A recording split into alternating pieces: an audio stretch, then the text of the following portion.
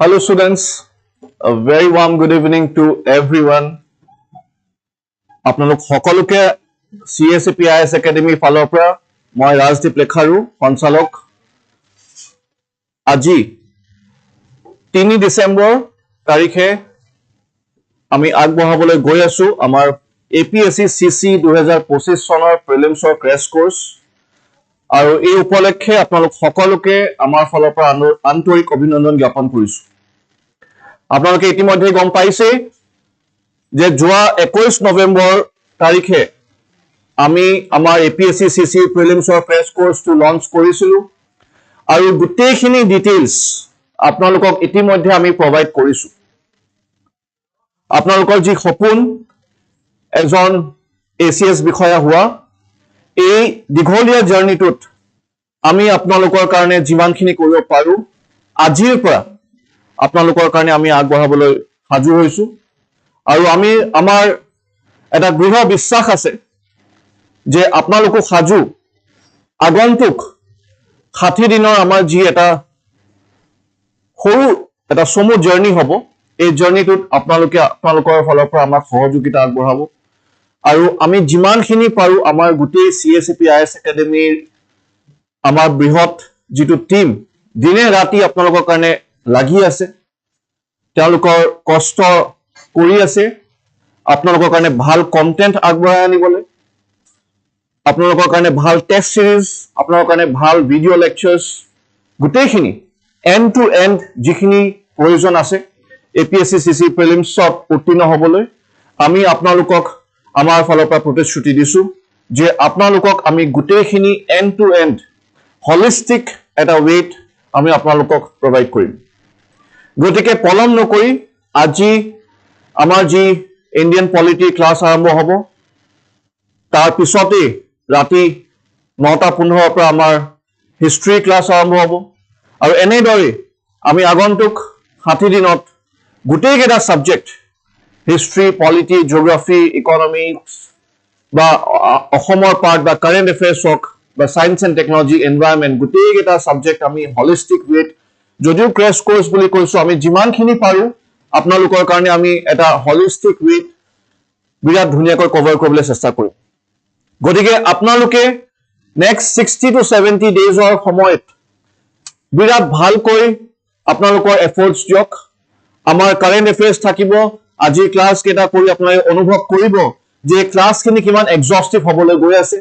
ইয়াত আমি অকল আপোনালোকক ডেইলি অকল কন্টেন্টে কভাৰ নকৰো ইয়াৰ লগতে আপোনালোকৰ কাৰণে আমি লৈ আহিছো যিমানখিনি পাষ্ট ইয়াৰ কোৱেশ্চনছ আছে UPSC হক বা APSC হক বা তাৰ লগতে প্ৰত্যেকটো টপিকৰ লগত ৰিলেটেড থকা কাৰেন্ট এফেয়াৰ্সৰ পৰা যিখিনি ইম্পৰ্টেন্ট টপিকছ আছে যিখিনি আমি প্ৰেডিক্ট কৰিব পাৰো যে APSc CC প্ৰশ্ন আহিব পাৰে এই গোটেইখিনি বস্তু আকৌ এবাৰ হলিষ্টিক ৱেট ধুনীয়াকৈ কভাৰ হ'ব গতিকে আপোনালোকে ৰিভিজন কৰিব আপোনালোকে প্ৰেক্টিস কৰিব আমাৰ যিখিনি APSc CC প্ৰিলিমছৰ কাৰণে যিখিনি কন্টেন্ট থাকিব ক্লাছৰ এই গোটেই কন্টেন্টখিনি আমাৰ এপত আপোনালোকে পাব গতিকে যিসকলে ডাউনলোড কৰা নাই আপোনালোকে আমাৰ এপটো প্লে ষ্ট'ৰ বা এপল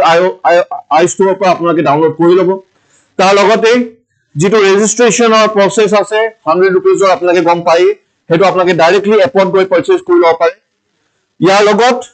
এপতে আপোনালোকে গোটেইখিনি কন্টেন্ট পাব টেস্ট সিৰিজ পাব কাৰেন্ট এফেয়াৰ্স মেটেৰিয়েলছ পাব আৰু লগতে আমাৰ যিখিনি ক্লাছেছ আছে এই ক্লাছেছৰ লগত যদি আপোনাৰ কিবা ডাউটছ থাকে আমি যিমান পাৰো আপোনালোকৰ কাৰণে ডাউট ক্লিয়াৰিং সেশনো আনিবলৈ চেষ্টা কৰিম গতিকে আপোনালোকে নেক্সট 60 ডেজৰ আমাৰ গোটেই ৰোড মেপখন ইতিমধ্যে পাইছে যিসকলে নাই পোৱা আপোনালোকে আমাক মেছেজ কৰিব পাৰিব আমাৰ ফোন নম্বৰটো আপোনালোকে গম পাই তাতে আপোনালোকে ৰোড মেপটো পাব বা আমাৰ যি এই ভিডিঅ'টোৰ ডেসক্ৰিপচনত চাব আমাৰ যি ফ্ৰী WhatsApp গ্ৰুপছ আছে তাতে আপোনালোকে জয়েন কৰিলে তাতেও আপোনালোকে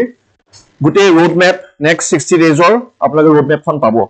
আৰু আমাৰ যি প্ৰতিশ্ৰুতি আপোনালোকৰ কাৰণে আপোনালোকৰ সপোনটো দিঠকত পৰিণত কৰিবলৈ ইয়াত আমি 60 দিনৰ প্ৰমিস কৰিছো কিন্তু আমি যিমান পাৰো তাতকৈ বেছি দিন কাৰণ আমাৰ যি দেওবৰীয়া ক্লাছ হ'ব ৰাতি 2-3টা বজালৈকে ক্লাছ হ'ব আপোনালোকৰ কাৰণে 1টা বজালৈ হ'ব পাৰে কেতিয়াবা গতিকে হে সানডে ক্লাছবোৰ আমি কিছুমান স্পেশাল এক্সট্ৰা ক্লাছ আনিম আপোনালোকৰ কাৰণে আৰু এই স্পেশাল ক্লাছবোৰত আমি কিছুমান স্পেশাল টপিকস কভাৰ কৰিম যেনেকৈ ধৰক আমাৰ বাজেট হৈ গ'ল ইকনমিক সাৰ্ভে হৈ গ'ল বা অসম চৰকাৰৰ যিখন ষ্টেটিষ্টিকেল হেণ্ডবুক আছে এই গুটেখিনি কন্টেন্ট আপোনালোকে গম পায় যে এই কন্টেন্ট খিনি কিমান ইম্পৰ্টেন্ট হয় ফৰ দি আপকামিং এক্সামছ গতিকে এইখিনিও আমি এটা বিৰাট ধুনীয়া ৱেট কভাৰ কৰিবলৈ চেষ্টা কৰিম গতিকে আপোনালোকৰ যদি কিবা ডাউট হৈছে যে আপোনালোকৰ এবাৰ যদি প্ৰিপাৰেচন কম হৈ আছে যে whether you can cover the entire syllabus and have a holistic and consolidated preparation in the next 2 to 3 months or whether you will be able to clear the next prelims. If this doubt is coming in your mind, I'll tell you one thing. Whatever you want to achieve in life, a plan is very much essential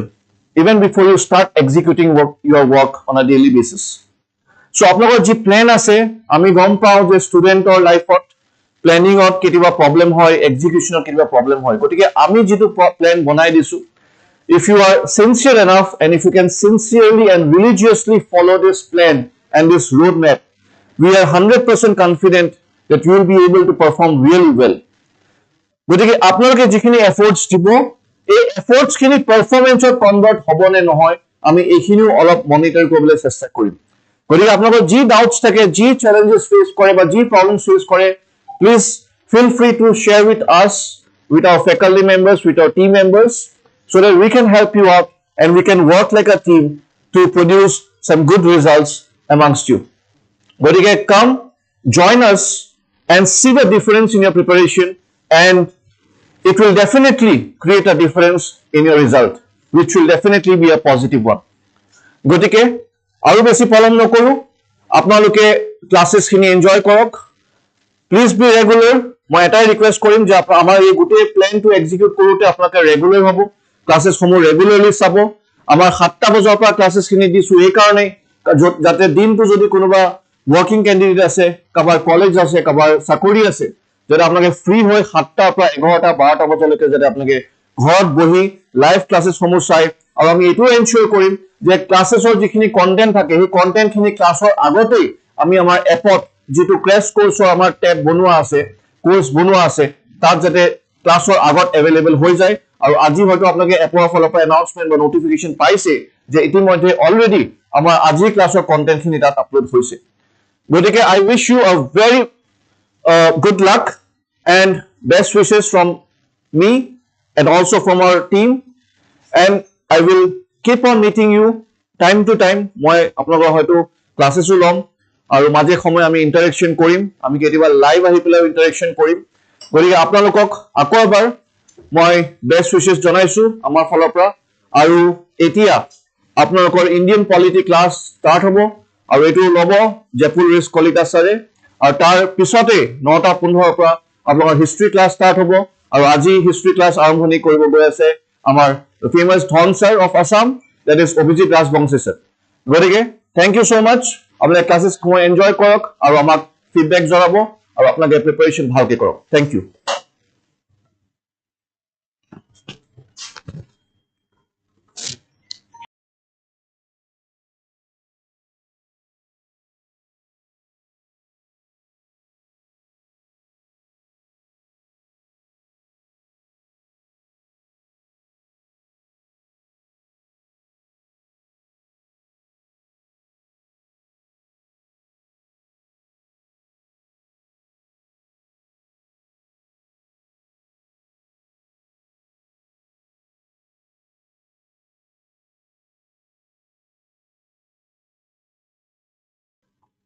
So good evening everyone.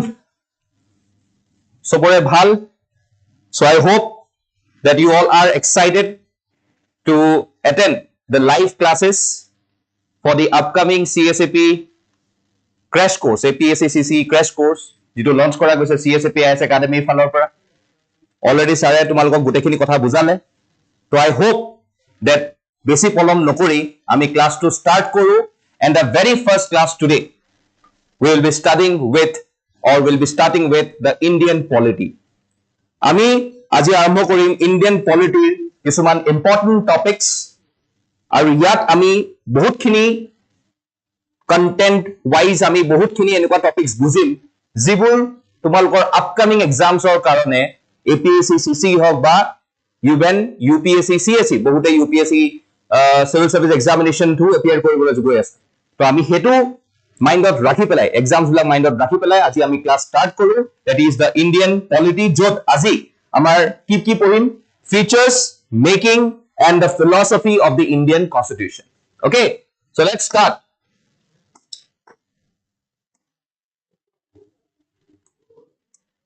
Okay first আমাৰ আহিলে কি features of the Indian constitution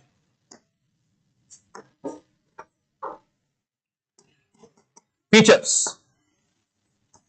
See, whenever we discuss about Indian polity, right? আমি জানো যে Indian polity বুলি অকল আমি কলে ভুল হ'ব. When we discuss about polity, polity is a very important criteria whenever it comes to running a country, be it in a very selective way. এতিয়া যেতিয়া আমি polity কথা কওঁ, polity লগত আৰু এটা word বহুত phenomenally use হয়. That is the constitution. Constitution and polity. So without going ahead or without studying the constitution, আমি কেতিয়াও polity খন ভালকে aggressively বা exhaustively আমি পঢ়িব নোৱাৰো। তো এই কাৰণে polity understanding ৰ কাৰণে আমাৰ constitutional understanding টো বহুত important। আৰু যেতিয়া constitution খনৰ কথা কম নহয়, আমি constitutional historical background লৈ যাব লাগিব। And when we say about this particular historical background, we need to analyze that kundu time of kenuka dhoroner situations of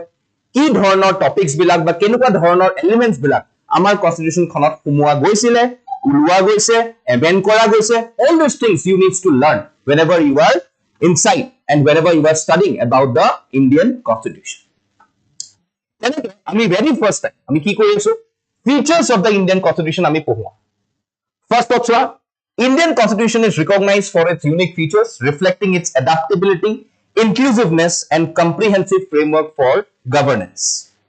So, আজি আমাৰ Indian constitution খন যেনেকে আমি দেখিছো, এই constitution খন adapt কৰাৰ কাৰণে আমাৰ বহুতখিনি এটা comprehensive analysis লাগিছিল। আৰু এই analysis বিলাকৰ কাৰণে আমি বহুতখিনি সময় দিছিলো constitution খনক যে আমাৰ constitution খন কেনেকুৱা হ'ব, কি ধৰণৰ হ'ব, কেনেকুৱা টাইপৰ এলিমেন্টস কিছুমান আমি খুমুৱাম all these things needs to be discussed. তো এতিয়া first are some of the key aspects তাৰ মাজত কি আহিলে lengthiest written constitution. Lengthiest written constitution মানে কি হয় আমাৰ constitution খন written formত আছে আৰু এখন সবতকে lengthiest হয় across the world's constitution. এনেকুৱা নহয় যে আমি কিছুমান unwritten যিখিনি constitutional principles হয় আমি হেবিলাক ফলো নকৰো আমি হেয়াও ফলো কৰো but written হৈ থাকিলে কি হয় এটা particular weight বা এটা particular আমাৰ decorum থাকে যে yes within this ambit we need to follow this rule within this ambit we need to follow that rule এটো আমাৰ কাৰণে important আৰু lengthiest written constitution বুলি ক'লে সোৱা initially in 1949 it is included a preamble 395 articles divided into 22 parts in 8 schedules. যেতিয়া আৰম্ভণি constitution খন আমি লৈছিলো বা আমি এডপ্ট কৰিছিলো বা এনেক্ট কৰিছিলো আমাৰ তেতিয়া দিনত কি আছিল 395 articles asile 395 articles asile divided into 22 parts and basically 8 schedule ঠিক আছে এখন মই যদি আজিৰ দিনত চাও by 2019 this expanded to around 470 articles spread over 25 parts and 12 schedules সবৰে ঠিকে আছে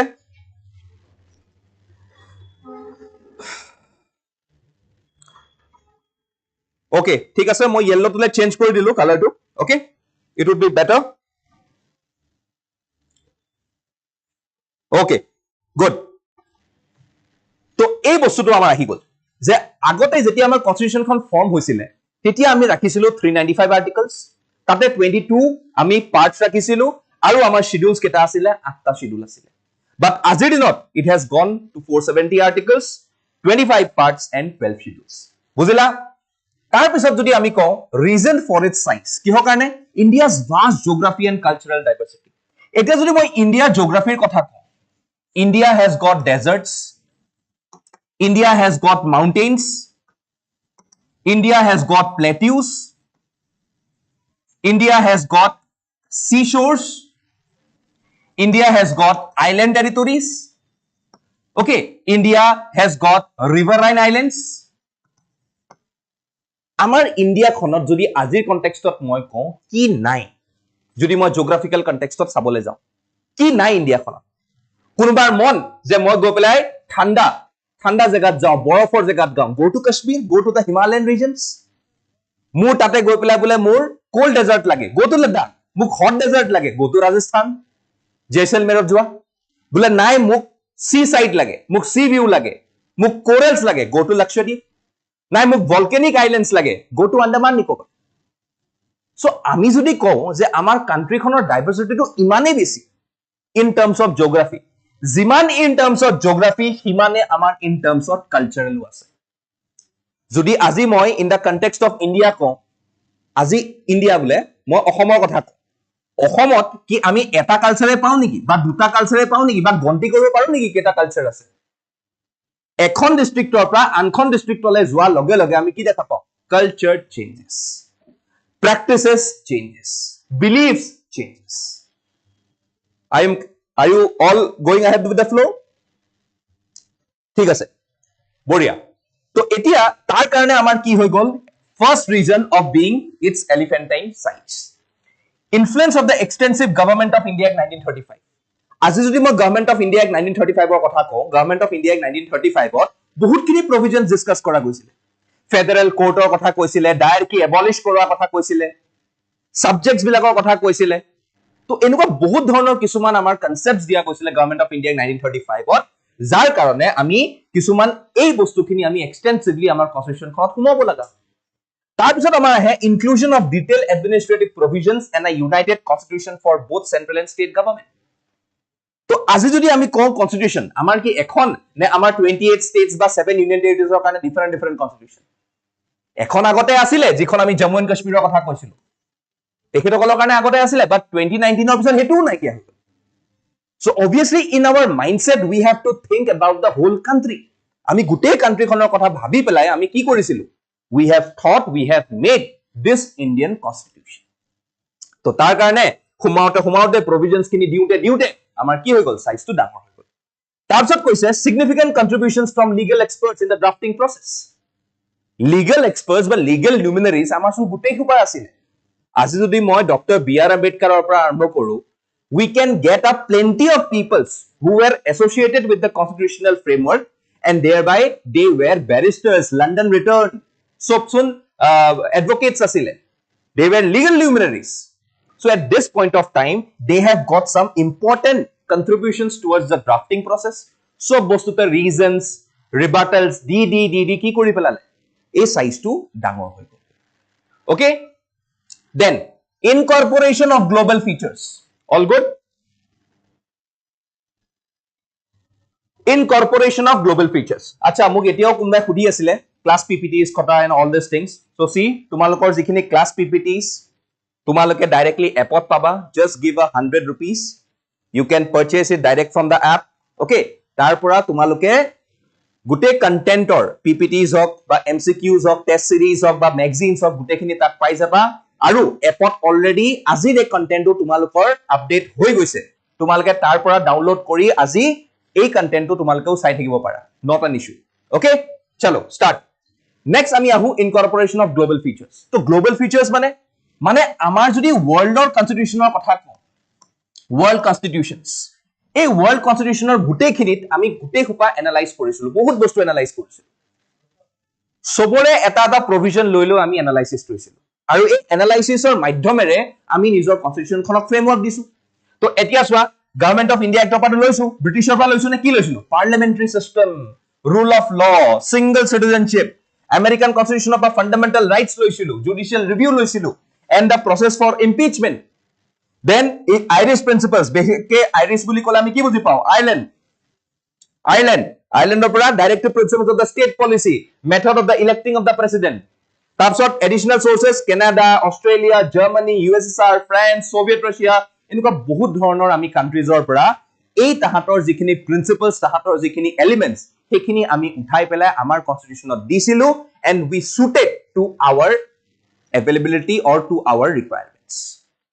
jodi dorkar porise tenuka dhoroner kiba ta uthabole tetale uthai ani pelai ami nijor requirement wise আমি হেতুক এডজাস্ট কৰি লৈছিল তো এই গুটেই কনস্টিটিউশনস বিলাক আমি এনালাইসিস কৰোতে আমাৰ টাইমও লাগিল অবিয়াসলি আৰু টাইম লাগিও আমাৰ এই কনস্টিটিউশনখন এখন এলিফেন্টাইন সাইজ কনস্টিটিউশন বুলি কোৱা যায় in the whole world okay বুঝলো নেক্সট ফ্লেক্সিবল এন্ড ৰিজিড মানে কি আমাৰ কনস্টিটিউশনখন আমি কি বুলি কওঁ এখন লিভিং ডকুমেন্ট বুলি কওঁ এখন লিভিং ডকুমেন্ট বুলি কওঁ লিভিং ডকুমেন্ট বুলি কিহৰ কাৰণে কওঁ একচুয়ালি বিকজ আমাৰ কনস্টিটিউশনখন ইমান ৰিজিড নহয় আমাৰ হেকাৰণে আমি কি কওঁ এটা ব্লেন্ডিং বুলি কওঁ ব্লেন্ডিং মানে কি এটা ব্লেন্ড হয় ব্লেন্ড মানে ৰিজিডিটি আৰু ফ্লেক্সিবিলিটিৰ মাজত এটা ব্লেন্ড হয় এফালে টান আৰু এফালে অলপ চলপ ঢিলা আৰু এটোৰ মাজত যেটো মিডিয়াম পাৰ্ট হয় হেখনে আমাৰ হল কনস্টিটিউশনখন মানে ৰিজিডো হয় আৰু অলপ চলপ বেন্ডো কৰিব পাৰি মানে কেনেকুৱা হয় every constitutional amendments basically needs to pass with a special majority আৰু কেতিয়াবা special majority with the ratification of 50% of the states লাগে কেতিয়াবা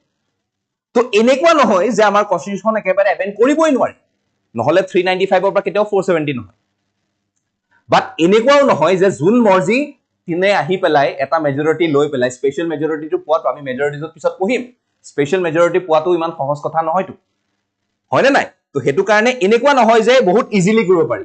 কিন্তু এনেকুৱাও নহয় যে কৰিবই নোৱাৰি তো হেতু কাৰণে আমাৰ কনস্টিটিউশন কি হয় এটা ব্লেন্ডিং প্ৰসেস হৈ যায়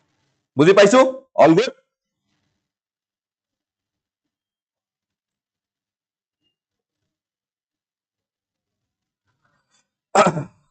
okay fine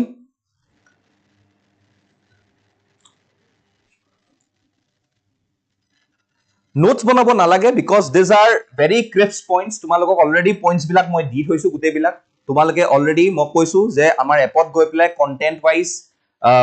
তোমালোকৰ PYQs হক বা current affairs যিমানখিনি বস্তু আজি আমি পঢ়িম বা আগন্তুক আমি দিম এই গুটে বস্তুখিনি তোমালোকে এপত পাই যাবা তো তোমালোকৰ এই points বিলাক বনোৱাত ইমান একো দৰকাৰি নাই already তোমালোকৰ PPT খন আজি যেটো PPT মই পঢ়াই আছো এটো আপলোড হৈছে জাস্ট তোমালোকে আজি মোৰ কথাখিনি শুনি যোৱা ভালকে শুনি যোৱা মই যিমান পাৰো ট্ৰাইং টু লাইক মোৰ যেটো তোমালোকে যদি অলপ স্পিডটো বেছি যেন লাগিছে I will try to slow it down okay but কি হ'ব 2 ঘন্টা টাইম আছে হয় নাই আৰু আমাৰ পোৰশনস বেছি তো একেবাৰে স্লো গলেও নহব I needs to cover each and every topic so that তোমালোকৰ যাতে একো ৰৈ নাযায় হয় নাই তো হে কাৰণে প্লিজ বি ভেৰি কুল আৰু এনেকে কি পইণ্টস নিলিখিলেও হ'ব এতিয়া okay anyways aha next federal structure with unitary bias এতিয়া আমাৰ ইন্ডিয়াখন যদি মই কবলে যাও আমাৰ ইন্ডিয়াখন এখন quasi federation মানে you can say semi federation or you can say false federation মানে এনেকুৱা নহয় যে ৰিয়েলিটিত আমি ফেডাৰেশন দেখা পাওঁ yes during normal times আমি ফেডাৰেশন দেখি আছো but federation to নোহোৱা হৈ যায় কেতিয়া during the time of any emergency situation আমি এই ফেডারেশন টু নেদেখা হৈ যায় সো আজি আমি দেখিম যে আজি আমি কম যেটো আমাৰ আৰ্টিকেল 1 ত কোৱা আছে আমি যেটো পঢ়িম ইউনিট 1 ত পাৰ্ট 1 ত যে India that is Bharat is a union of states rather than being a federation of states আজি আমি ইউনিয়ন হয় and thereby no states has got any rights to secede from this union মানে আতৰি যাব নোৱাৰে কেতিয়াও পৃথক হ'ব নোৱাৰে because they are not bound with a respective agreement কোনো agreement লৈ bound নহয় তো তেখেতসকল পৃথক হ'বই নোৱাৰে তো একাৰণে যদি কোনবাই পৃথক হ'ব খুজে আমি সেসেশন লৰ আন্ডাৰত তেখেতসকলক ব্যান কৰি দিও tech da example of various outfits আজি যদি মই আলফা ইন্ডিপেন্ডেন্টৰ কথাই কওঁ ওকে বা NSCN ৰ কথাই কওঁ তো তেখেতসকলৰ কি হয় এটা পাৰ্টিকুলাৰ আইডিওলজি আছে that they wants to separate out from this union of India যেটো পসিবল নহয় because our union is a non-destructible union destruct কৰিবই নোৱাৰে ইউনিয়ন খনক আমাৰ হয় না নাই তো এটো এটা মেজৰ ফ্যাক্টৰ আহি যায় whenever we discuss about okay okay very good ভাল লাগিছে শুনি পেলাই যে কনসেপ্ট ক্লিয়াৰ হৈছে বুলি কৈছে okay all good সোয়া মই সব আহিম প্ৰাঞ্জল স্পেশাল মেজৰিটি কি হয় খুদিছে মই হেতুলৈ আহিম মেজৰিটিজ ওকে আগতে আমি এখিনি কৰিলো লাহে লাহে আমি আগবাঢ়ি যাম নহয় এটা মই গুটেই কনসেপ্ট ক্লিয়াৰ কৰি যাম don't think that আমি ইয়াতে কনসেপ্ট ক্লিয়াৰ নকৰিম please try to share it as much as possible do subscribe everyone সবে subscribe কৰা ধুনিয়াকে আৰু ধুনিয়া ধুনিয়া কন্টেন্টস লৈ আহিম বহুত কিটা সাবজেক্টস পঢ়াব আছে বহুত বিলাক কন্টেন্ট পঢ়াব আছে আমাৰ ধুনিয়াকে গুটে ক্লিয়াৰ কৰাহে এৰিম তোমালোকক আৰু যেতিয়ালৈকে আমি clear নকৰাও CSAP IAS Academy will never sit never sleep okay তোমালোকে বাস ধুনিয়াকে পঢ়ি যোৱা তোমালোকে শুনি যোৱা ঠিক আছে আৰু এতিয়া আমি আগবাঢ়ো okay অলপ পঢ়িব লগা হৈ যায় কমেন্ট নহলে মানুহ কিছুমানৰ কেতিয়াবা ইস্যুজ থাকে ন তো হেতু কাৰণে অলপ পঢ়ি লোৱাৰ মাজত এনিৱেজ এতিয়া নেক্সট আমাৰ কি আহে চোৱা ফেডাৰেল ট্ৰেডছ আমাৰ মাজত আছে okay ফেডাৰেল ট্ৰেডছ আমি নৰ্মেল টাইমত আমি কি কৰো ষ্টেটছ বিলাকক পাৱাৰ দি থৈ দিছো তো ষ্টেটছে নিজকে নিজে ৰুল কৰে ষ্টেট গভৰ্ণমেন্টছ আছে হয় নাই তো হেতু কাৰণে আমি কি কওঁ federal structure with unitary bias okay every state is responsible to the union government next আমি কি আহো parliamentary system of government আমি এইমাত্ৰ দেখিছিলো parliamentary system of government আমি কৰ পৰা উঠাইছিলো ব্ৰিটিছ কনষ্টিটিউচনৰ পৰা উঠাইছিলো ইউকেৰ পৰা উঠাইছিলো ইয়াত চোৱা key aspects include majority rule collective responsibility leadership by the prime minister or chief minister and dissolution of the lower house ইয়াতে আমি ফার্স্ট কি কলো majority rule মানে কি যদি আমাৰ 500টা সিট আছে এটা পার্টিকুলার হাউসত তো obviously ইয়াতে যদি 251 টা কোনোবাই পাই আছে that means he is the ruler এটো কি হৈ যায় এটো ডাইৰেক্টলি এটা মেজৰিটি হৈ যায় আমি যেনেকে ইলেকশন প্ৰসেছত দেখো FPTP মানে কি হয় ফাৰ্স্ট পাস দা পোষ্ট সিস্টেম যত আমি ডাইৰেক্টলি কওঁ প্লুৰেলিটি ৰুল বুলি ওকে আৰু বা সিম্পল মেজৰিটি ৰুল বুলি কিহৰ কাৰণে কওঁ বিকজ ইয়াতে যদি 500 আছে 251 যদি কোনোবাই ভোট পাইছে that means হে মানুহজনে হে ইলেকশন বা হে ক্যাম্পেইনিং টু জিকি গল and he or she is basically elected to be the representative of the people আৰু আমি জানো যে আমাৰ যেটো ডেমক্ৰেসি হয় এটো কোন টাইপ অফ ডেমক্ৰেসি হয় it is referred to as indirect democracy right দুটা টাইপ অফ ডেমক্ৰেসি আছে এটা ডাইৰেক্ট এটা ইনডাইৰেক্ট আমাৰ কি হয় আমাৰটো হয় ইনডাইৰেক্ট অৰ ৰিপ্ৰেজেন্টেটিভ ডেমক্ৰেসি মানে আজি ৰিপ্ৰেজেন্টেটিভ ডেমক্ৰেসি বুলি কিয় কৈছো কাৰণ আমি আমাৰ ফালৰ পৰা এজন ৰিপ্ৰেজেন্টেশন পঠাও জুনে আমাৰ কাৰণে তাতে গৈ ডিসিশন লয় who takes parts in the decision making process so that are the fundamentals okay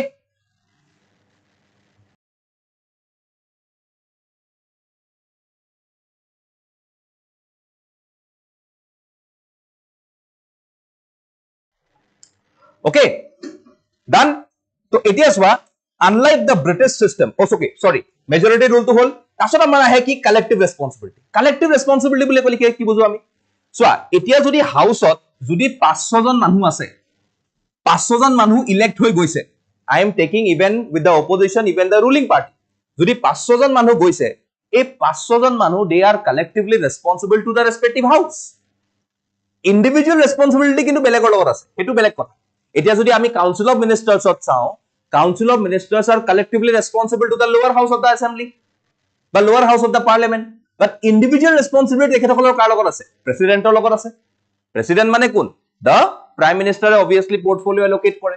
তো প্ৰেসিডেন্টে since appointment to দি আছে তেখেতসকলৰ that means they are individually responsible to the president and collectively responsible to whom to the lower house of the assembly or the parliament মই lower house বুলি কিয় কৈ আছো because lower house can dissolve on the expiry of a term or even before the expiry of a term if the majority breaks down যদি minority government হৈ যায় তেতিয়া হলে majority breakdown হৈ যাব আৰু তেতিয়া lower house to dissolve কৰিব পাৰি আৰু lower house to dissolve আৰু এবাৰ কেনেকৈ কৰিব পাৰি যদি 5 বছৰ কমপ্লিট হৈ যায় তেতিয়া lower house to dissolve হৈ যায় বুজিলো তো হেতু কাৰণে মই কৈ আছো যে lower house can dissolve but Rajya Sabha or the upper house or even the legislative council of the state legislatures which has got the upper house even they cannot be dissolved okay but legislative assembly directly tends to dissolve okay তাৰছত কৈছে leadership by the prime minister obviously আমি দেখিলো এটো code হয় at the center আৰু এটো code হয় at the state ঠিক আছে এখিনি বুজিলো unlike the British system India has an elected head of the state and does not follow absolute parliamentary sovereignty এতিয়া absolute parliamentary sovereignty আমাৰ ইয়াত নাই কিহৰ কাৰণে কাৰণ ব্ৰিটিছৰ monarchical system আছে but আমাৰ কি আছে আমাৰ এজন ইলেক্টেড হেড আছে আৰু তাৰ কাৰণে আমি নিজকে কি বুলি কওঁ আমি নিজকে কওঁ ৰিপাব্লিক বুলি যিহেতু আমাৰ এজন ইলেক্টেড হেড আছে তাৰ কাৰণে আমি কি বুলি কওঁ নিজকে ৰিপাব্লিক বুলি কওঁ আৰু বাট ব্ৰিটিছৰ হিকাৰণে নাই ব্ৰিটিছৰ ইলেক্টেড হেড নাই তো তাৰ কাৰণে তেখেতসকল কি হয় monarchical হয় হয়নে নহয়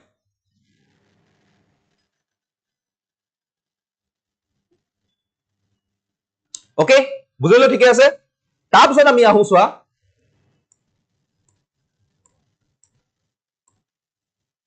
ওকে তাৰপিছত আমি আহো চোৱা balance between parliamentary and judicial authority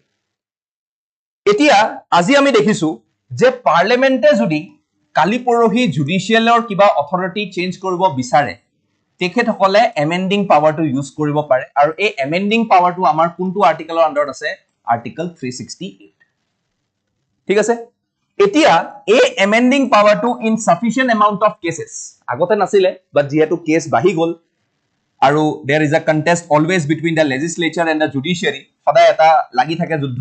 আৰু আগতেটো বহুত লাগিছিলে যুদ্ধটো তো তাৰ কাৰণে জুডিচিয়াৰীয়ে obviously এতিয়া এই এমেন্ডমেন্ট প্ৰসেস বিলাক কনস্টিটিউশনাল এমেন্ডমেন্ট প্ৰসেস বিলাক জুডিচিয়েল ৰিভিউৰ আন্ডাৰত থৈ দিছে আৰু আমি অলপ পিছতে পঢ়িম জুডিচিয়েল ৰিভিউৰ কথাটো আহিলে যেহেতু ইয়াতে আমাৰ এটা কনসেপ্ট আহে বেসিক স্ট্ৰাকচাৰ এটো আমি পঢ়িম অলপ পিছত যে এটো ইভলভ কেনেকে হল ঠিক আছে তো হেতু কাৰণে আমি দেখিছো যে আমি সদায় পাৰ্লিয়ামেণ্টাৰী আৰু জুডিচিয়েল ৰিভিউৰ জুডিচিয়েল অথৰিটিৰ মাজত এটা বেলেন্স ৰাখিব লাগে আৰু এটো আমাৰ এটা ইম্পৰ্টেন্ট ফিচাৰ হয় কনস্টিটিউশনখনৰ ইন্টিগ্ৰেটেড এণ্ড ইন্ডিপেন্ডেন্ট জুডিচিয়াৰী মানে কি হৈ যায় মই যদি কওঁ integrated first word is integrated আমি জানো there are subordinate courts okay subordinate কোৰ্টছৰ ওপৰত ডিস্ট্ৰিক্ট কোৰ্ট থাকে ডিস্ট্ৰিক্ট কোৰ্টৰ ওপৰত হাই কোৰ্ট থাকে আৰু একেবাৰে সুপ্ৰিমত কি থাকে supreme court or it is basically the apex court of India হয়নে নহয় তো এতিয়া আমি জানো যে the subordinate courts হক বা district court হক বা high court হক বা apex court Haque that is the supreme court এই গুটেই বিলাক কি হয় এটা ইন্টিগ্ৰেটেড হয় কালি পৰহি যদি সাবঅৰ্ডিনেট কোৰ্টছৰ এটা কেস গৈ পেলাই ডিস্ট্ৰিক্ট কোৰ্ট যায় বা হাই কোৰ্ট যায় এনেকুৱা নহয় যে হাই কোৰ্টত সেই কেছটো নতুনকৈ আৰম্ভ হ'ব স্ক্ৰেচ জিৰ' পৰা আৰম্ভ হ'ব নো যেটো একেসকলে কৈছে বা একেসকলে কৈছে এটুকে এবাৰ ৰিভিউ কৰা যাব বাট yes opinions may differ but that is circumstantially said to be an integrated mechanism under the Indian judiciary system আৰু separation independent বুলি কাৰ কথাত কৈছে independent from legislature and executive independent from legislature and executive বুজিলো কাৰণ আমি জানো যে legislature আৰু executive simultaneously কাম কৰে and legislature মানুহ executive মানুহ হ'ব পাৰে executive মানুহ legislature মানুহ হ'ব পাৰে take the example of the word MP of Lok Sabha basically if I say about prime minister is a part of the executive also prime minister is a part of the legislature also হয় না নহয় even if I say about the president is an integral part of the legislature and also president is a part of the executive because he appoints various executive officials so therefore I can say that separation of power is there whenever we are considering the judiciary বুঝিলো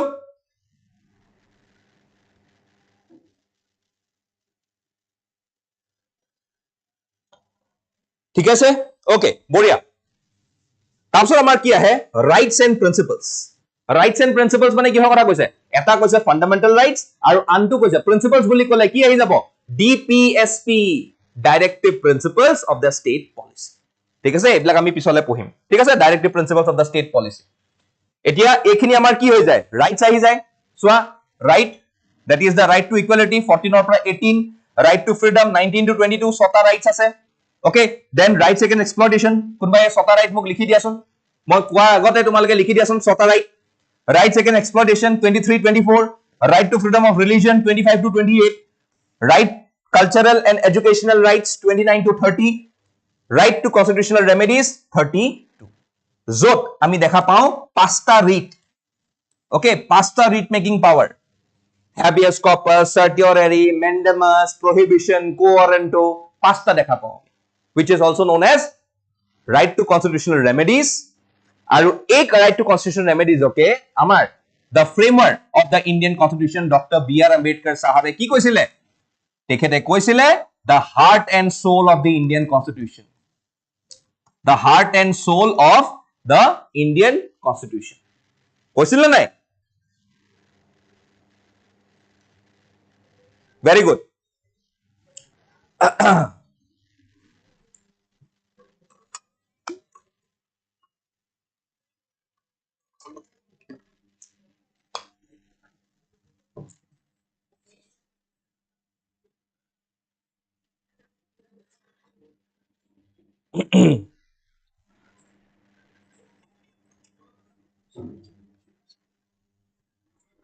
Okay, next আহো আমি next কি কৈছে fundamental duties, okay, which are also known to be the citizens responsibilities. এইবিলাক আমি ক'ত দেখা পাওঁ 51(8) দেখা পাওঁ article 51(8) ঠিক আছে আৰু এটা নতুন পাৰ্টও আছে তাৰ কাৰণে part 4A. okay, আমাৰ আৰম্ভণিত যেতিয়া 1976 ত এটো আহিছিলে under the recommendation of Swaran Singh committee. okay, আৰু এইবিলাক আমি ক'ৰ পৰা উঠাইছিলো from USSR. source core আছিলে USSR. তো 1976 ত যেতিয়া উঠাইছিলে উঠাই পেলাই আমাৰ কনস্টিটিউশনত সুমুৱা গৈছিলে under the 42nd amendment act of 1976 ঠিক আছে তেতিয়া 10টা আছিলে but 86th amendment 2002 directly made it 11. তো আজিৰ দিনত আমাৰ ফান্ডামেন্টাল ডিউটিজ কেটা 11টা আছে ওকে তাৰপিছত সেকুলাৰিজম মানে কি হয় mainly we do not have got any official religion. আমাৰ কোনো অফিচিয়াল ৰিলিজন নাই তো হেতুকে আমি কি বুলি কৈ আছো সেকুলাৰিজম but I can say Pakistan is not secular কাৰণ Pakistan is divided on the basis of religion. হেতু কাৰণে পাকিস্তান আমি আমাক কৈ আছো ৰিপাব্লিক অফ ইন্ডিয়া বুলি but পাকিস্তানক আমি কেনেকে কৈ আছো officially Islamic Republic of Pakistan. That means what they have got an official religion and hence they are not secular. বুঝলো next কি है universal adult franchise মানে above the age of 18 everyone can vote. That is the right to vote. ঠিক আছে and that is irrespective of caste, gender, religion or economical status. তাৰপিছত আহে single citizenship. That means we do not offer dual citizenship. আমাৰ ফেডাৰেশন খনত dual citizenshipৰ কথা নাহে আমাৰ আহে single citizenship আৰু এই single citizenship তো কিহৰ কাৰণে হয় because the single citizenship directly builds up that nationality amongst all. okay, nationality to build up kore then I can say that even if I say about the sense of brotherhood amongst all it will prevail kore because north to south east to west jote jao everyone is an Indian. kunba hobo neki kunba belek ke kunba officially recognition ase neki nai citizenship K column में हमेशा हम लोग क्या है भारतीय है Indian है होने ना होए everyone is an Indian.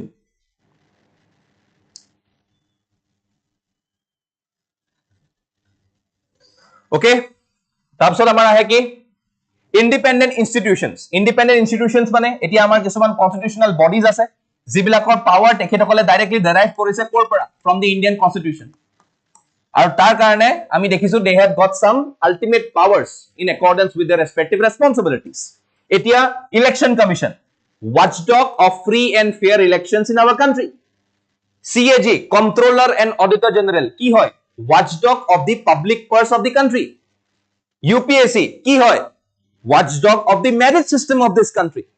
তো তেখেতসকলে ইন্ডিপেন্ডেন্টলি নিজৰ functions and roles and responsibilities বিলাক perform কৰি আছে directly taken up from the Indian Constitution.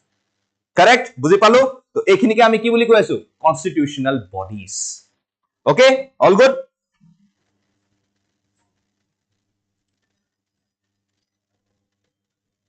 Okay, next আমাৰ আহে emergency provisions আমাক কিয় লাগে because at certain stage of time because of various type of situations আমাক কিছুমান emergency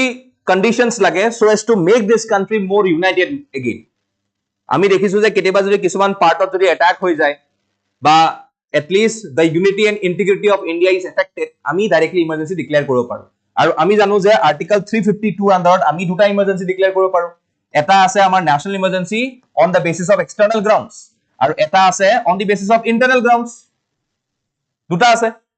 ঠিক আছে তাৰপিছত আমাৰ article 356 আৰু 365 ৰ কথা আহে প্ৰেসিডেন্ট ৰুলৰ কথা আহে যেটোক আমি state emergency বুলিও জানো নে নাই তাৰপিছত আমাৰ যেটো ফাইনান্সিয়াল ইমাৰ্জেন্সি আছে হেতু জানো article 360 আন্ডাৰত আছে তো ফাইনান্সিয়াল ইমাৰ্জেন্সি আজিলৈকে আমাৰ লাগা নাই প্ৰেসিডেন্ট ৰুল ভেৰ বাৰ লাগিছে every time president's rule is there. National emergency article 352 জানো external emergency আমাৰ কেবাৰ লাগিছে যদি মই ক 62 ত লাগিছে 71 ত লাগিছে হয়নে নাই কিন্তু internal emergency আমি যদি ক 1975 ত লাগিছিল তো তেনেকুৱা ধৰণৰ আমাৰ কিছুমান ক্ৰাইটেৰিয়াস থাকে whenever we are defining the emergencies. Okay, তাৰপিছত আহে আমাৰ 3 tier of governance. এটো মেইনলি কিহৰ কথা কোৱা গৈছে জানা নাই লোকেল সেল্ফ গভৰ্নমেন্ট আমি লোকেল সেল্ফ গভৰ্নমেন্ট টু দুটা পক্ষত ডিভাইড কৰিব পাৰো এটা আহি গল আমাৰ পঞ্চায়ত বুলি আৰু আনটো আহি গল আমাৰ কি বুলি যেটো আমি আৰবান লোকাল বডিজ বুলি কওঁ urban local bodies in short তোমালোকে ভাবি থোৱা মিউনিসিপালিটিজ ঠিক আছে এটা পঞ্চায়ত লেভেলত আমি কি দেখা পাওঁ জিলা পৰিষদ থাকে একদম টপ লেভেলত মিডল লেভেলত ব্লক পঞ্চায়ত থাকে আৰু তলৰ লেভেলত গ্ৰাম পঞ্চায়ত থাকে তেনেকে ইভেন সিমিলাৰলি ওপৰ লেভেলত কি থাকে মিউনিসিপাল কৰ্পোৰেচন তাৰপিছত তলত কি থাকে তলত থাকে মিউনিসিপাল বোৰ্ড আৰু তাৰ তলত কি থাকে নগৰ পঞ্চায়ত এনপিস হয়নে নাই এটা মোক ক'ব পাৰিব নেকি কোনবাই যে মিউনিসিপাল কৰ্পোৰেচনছ আমাৰ আজিৰ দিনত অসমত কেইটা আছে মিউনিসিপাল কৰ্পোৰেচন আজিৰ দিনত অসমত কেইটা আছে how many municipal corporations are there in Assam at today's time period ঠিক আছে তাৰপিছত আমাৰ কি আহে লাষ্টত কোঅপাৰেটিভ সোসাইটিজ বিলাক কি হয় মেইনলি এখিনি সোসাইটিজ বিলাক হয় আমি পুৰৰ কাৰণে দিও okay the people who are basically for poor okay তো তেখেতসকলক আমি কিছুমান হেল্প কৰো ওকে ওকে আৰু তেখেতসকলৰ যিখিনি আমি যিমানখিনি আমি পাৰো তেখেতসকলৰ বেসিক্যালি তেখেতসকলৰ ইন্ডাস্ট্ৰিজ বিলাক বা তেখেতসকলৰ যিবিলাক কোঅপাৰেটিভস আইডিয়াস থাকে ফাৰ্মস থাকে সুগাৰ মিল থাকিব পাৰে ঠিক আছে সৰু বুট থাকিব পাৰে তো তেনেকুৱা ধৰণৰ মানুহখিনিক আমি কিছুমান হেল্প কৰি পেলাই আমি তেখেতসকলক এটা সোসাইটি বনাই দিও which is also referred to as cooperative society তো এটো আমাৰ পাৰ্ট 9b ৰ আন্ডাৰত আছে ওকে পাৰ্ট 9b ৰ আন্ডাৰত আছে তোমালোকে চাই লবা ওকে তো এটো এটা বহুত ইম্পৰ্টেন্ট ক্ৰাইটেৰিয়া হয় ইভেন যদি আমি 43b of DPSPs ৰ কথা কওঁ তো এটো আমাৰ directly promotion of cooperative societies ৰ কথা আহে হয়নে promotion of cooperative societies ৰ কথা ইয়াত আহি যায়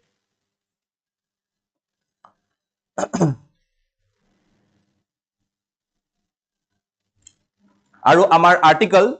কিমানৰ পৰা আহে 243ZH to 243ZT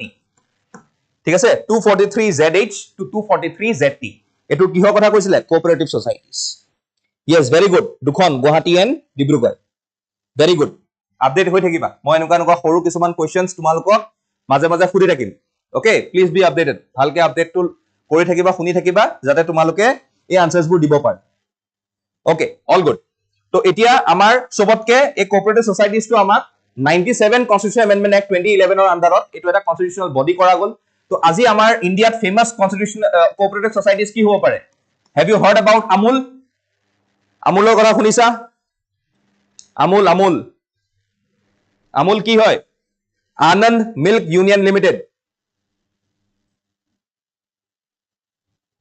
আৰু তোমালোকে কৰ্ণাটকাত শুনিব পাৰা নন্দিনী তামিলনাডুত আবিন তেনেকুৱা টাইপৰ বহুত কিছুমান কোঅপাৰেটিভ সোসাইটিজ আছে okay which were actually cooperative societies and later this directly went into becoming a huge industry আমুলে হোয়াইট ৰিভলিউচনৰ টাইমতো বহুতখিনি হেল্প পালে তো তেনেকে আজি Amul is a brand in relation to the milk sector হয় না নাই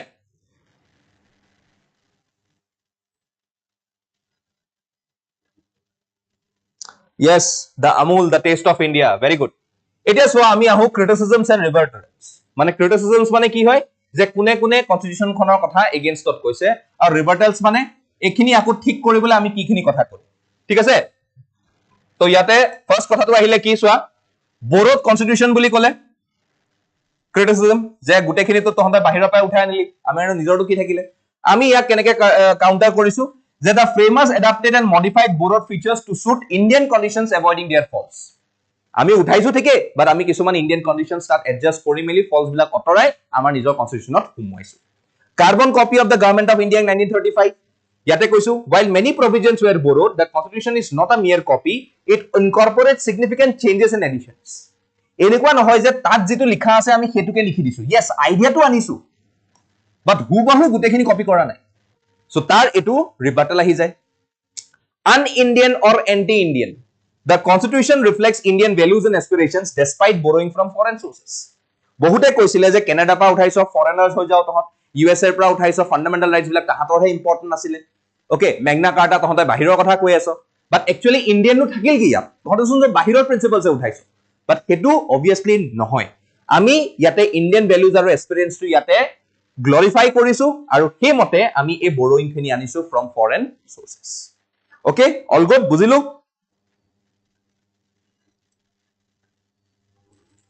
Okay, তাৰপিছত আহে আমাৰ un-Gandhian. While not explicitly Gandhian, the constitution aligns with many of the Gandhi's principles. Yes, it will align. Constitution খন আমাৰ যিবিলাক framers আছিলে, they were all were inspired with the Gandhi's ideas. Gandhiৰ আইডিয়াৰ লগত বহুতখিনি ইনস্পাইৰেশ্যন আছিলে তেখেতসকলৰ। Obviously তেখেতসকলে হেতু কাৰণে কি কৰিলে? ইয়াতে আমি কনস্টিটিউশন খনত তেখেতৰ এটা সা দেখা পাওঁ। Elephant and size already মই কলো যে elephant and size টো কিহৰ কাৰণে হৈছে। Okay, so the constitution detailed আছে গুটেখিনি, হেতু কাৰণে আমাৰ বহুতখিনি বুজাওতে মেলুতে তাক ভাগ বতৰা কৰোতে মেলুতে আমাৰ এখন ডাঙৰ হৈ থাকিল। তাৰপিছত কৈছে paradise of the lawyers, yes, legal language use কৰা গৈছে। Okay, and it is essential for clarity and enforceability. তো আজি যদি আমি দেখিছো যে আজি আমাৰ কনস্টিটিউশন খনৰ ওপৰত যদি 10টা কেস হৈছে বা 20টা কেস হৈছে বা 50টা কেস হৈছে, যদি এখিনি ডিসকাস নকৰিলেহেঁতেন এটো গৈ ডাবল হ'ব পাৰিলেহেঁতেন, ট্ৰিপল হ'ব পাৰিলেহেঁতেন, 300টা মান কেস ৰেজিষ্টাৰ হ'লহেঁতেন, কাৰণ মানুহবিলাকে ইন্টাৰপ্ৰিটেশনছ বিলাক বুজি নাপালেহেঁতেন। তো আজি লিগেল লিমিনাৰিছে বহুতখিনি ভালকে বস্তুবিলাক বুজাই থৈছে, য'ত আমি যদি অলপ এনালাইসিস কৰো বস্তুবিলাক আমি ধুনীয়াকে বুজি পাই যাম। ওকে, আৰু তাৰ ইন্টাৰপ্ৰিটেশনছ বিলাকো আমি বুজি পাই যাম। ওকে, তো কনক্লুজনত কি কম? Is a robust and adaptive document that harmonizes tradition with modern needs. Provisions cater to the country's vast socio-political diversity, ensuring it remains a cornerstone of India's democratic structure. So, ekhini ami ki pohilu? Ekhini ami pohilu the features of the Indian Constitution. ঠিক আছে, বুজিলো features of the Indian Constitution কথা আমি ইয়াত পঢ়িলো। Okay, I hope everyone understood. Okay, এতিয়া মই অলপ কমেন্টটো চাই লওঁ। Nice explanation. Thank you, Amit. বুজি পালা? Ambiguities ক'ত নাই, সবতে ambiguities আছে, but yes, আজিলৈকে আমাৰ এনেকুৱা হোৱা নাই যে আমি কনস্টিটিউশনখন বদলাইছো। নেপালক চাই লও, ওচৰ পাজৰৰ কান্ট্ৰি এখন আছে আমাৰ, নেপাল বুলি কয়। তো নেপালত আজি দেখিছো যে কনস্টিটিউশনখন 3-4 বাৰৰ পিছতো সেই কনস্টিটিউশন ভালকে একচেপ্ট কৰিবই নোৱাৰে তেখেতসকলে। তাহাঁতৰ তাত কনস্টিটিউশনখনত ডাইভাৰ্চিটিয়ে নাই, আৰু সেই ডাইভাৰ্চিটিখিনি তেখেতসকলে একচেপ্ট কৰিব নোখোজে। বাট আমাৰ কনস্টিটিউশনখনে সব ডাইভাৰ্চিটি একচেপ্ট কৰি পেলাই নিজকে এখন কনস্টিটিউশন বনাই আমি নিজকে দিছো। That is the fundamental. Okay, ঠিক আছে, all good? Okay, very good. ভাল লাগিল তোমালোকে বুজি পাইছা, মই হেতু ভাবি পেলাই হেতু দেখি পেলাই মোৰ বিৰাট ভাল লাগিছে। I gets motivated, okay, to shout even or to make you understand even in a crisp and better way in the upcoming slides. Okay, okay, সবে এটা লাইক মাৰি দিয়া, সবে এটা লাইক মাৰি দিয়া, যদি ভাল লাগিছে লাইক মাৰি দিয়া। মিউনিচিপাল কৰ্পোৰেচন আজিৰ দিনত আমাৰ অসমত দুটা, গুৱাহাটী এণ্ড ডিব্ৰুগড়। ওকে, ঠিক আছে, অল ক্লিয়াৰ? ভালকে লাইক মাৰি দিয়া, এটা যে কয় ঠকো লাইক, মাৰা লাইক ভালকে। 1 hour আৰু গম নাপাবা। ওকে, আৰু গম নাপাবা। Anyone who is new to this, please to subscribe and like, পাৰিলে শ্বেয়াৰ কৰি দিয়া। আৰু তাৰ ওপৰত যদি কাবাক পিপিটিজ লাগে, এমচিকিউজ লাগে, কাৰেণ্ট এফেয়াৰ্স, হোৱাটএভাৰ, আমাৰ মেগাজিন লাগে, please go to the app. Okay, just at a simple amount of 100 rupees dia, purchase it from there and you will find each and every PPTs and concept notes over there. Concept notes mane ami ei jikhini ami content disu, kisu mane bisari asile no ekhini bostue, to etu bostu tumalake tate pai jaba. Okay, chalo let's start next. Etia ami ahu kihot making of the Indian Constitution. All good? Okay, chalo ami ahu etia making of the Indian Constitution. Okay, chalo. First yate ami ahi jam ki what is a constituent assembly. Etia je ami je constitution khonor kotha kolo, ei constitution khon bonaute amar kisuman manhor ideas lagisile, aru bahut khini khetrot ami kisuman sabo lagisile je ami eblak bostu keneke bhogam, eblak bostu ami manhok keneke dim ba keneke bujam. To ei analysis bilakor karone ami arambhonir pra ami ki korisilu Constituent Assembly framework karone eta ami idea solaisu. Ei idea to for the very first time kune anisile koi asu, but ar agote ami koi asu ki Constituent Assembly is to meaning. It is a body established with the primary purpose of creating or amending a constitution, and it holds the authority to establish or revise the foundational rules that guide the political and social framework of a region. ঠিক আছে, এতিয়া যেতিয়া আমি constitution খনৰ কথা আনো বা constituent এসেম্বলিৰ কথা কওঁ, যেটো ফাৰ্স্ট আইডিয়া দিছিলে এখেতে দিছিলে আমাৰ মানবেন্দ্ৰ নাথ ৰয়। ঠিক আছে, He was a prominent figure in India's communist movement, was the first to propose the idea of Constituent Assembly for India. আৰু এটো কেতিয়া কৰিছিলে 1934 okay 1934 ত তেখেতে ফাৰ্স্ট আইডিয়া দিছে কনস্টিটুয়েন্ট অ্যাসেম্বলি কোনে দিছিলে এম.এন. ৰয় মানবেন্দ্ৰ নাথ ৰয় okay ঠিক আছে তো এতিয়া এই সার্কামস্টান্সেছত আমি কি দেখিলো যে 1935 আহোতে Indian National Congress formally demanded the establishment of this Constituent Assembly to draft India's constitution. ঠিক আছে আৰু 1938 ত জৱাহৰলাল নেহৰুৱে তেখেতে ক'লে যে Constituent Assembly খন যিখন আমি বনাম তাৰ যিখিনি মেম্বাৰস হ'ব সেইখিনি আমি ইউনিভাৰ্সাল এডাল্ট ফ্ৰেঞ্চাইজ মানে ভোট দি পেলাই ডাইৰেক্টলি ইলেক্ট কৰি পেলাই আমি এই পাৰ্টিকুলাৰ Constituent Assembly খন বনাব লাগিব So that is very much fundamental when we are going ahead with this. ঠিক আছে এতিয়া 1940 কি হৈ যায় British government for the first time acknowledged the principle of Constituent Assembly in the August Offer. British government for the very first time কি কৰিছিলে এই principle two যে Constituent Assembly বনোৱা August Offer ত দিছিল ওকে এতিয়া যদি আমি কথা ক'বলৈ যাওঁ August Offer আমি জানো যে আগষ্ট অফাৰত যিখিনি প্ৰপোজালস বনাইছিলে ওকে কোনে কৰিছিলে কোন আছিল ভাইসৰয় তেতিয়া ভাইসৰয় লিনলিথ আছিল নাই ভাইসৰয় সবে জানা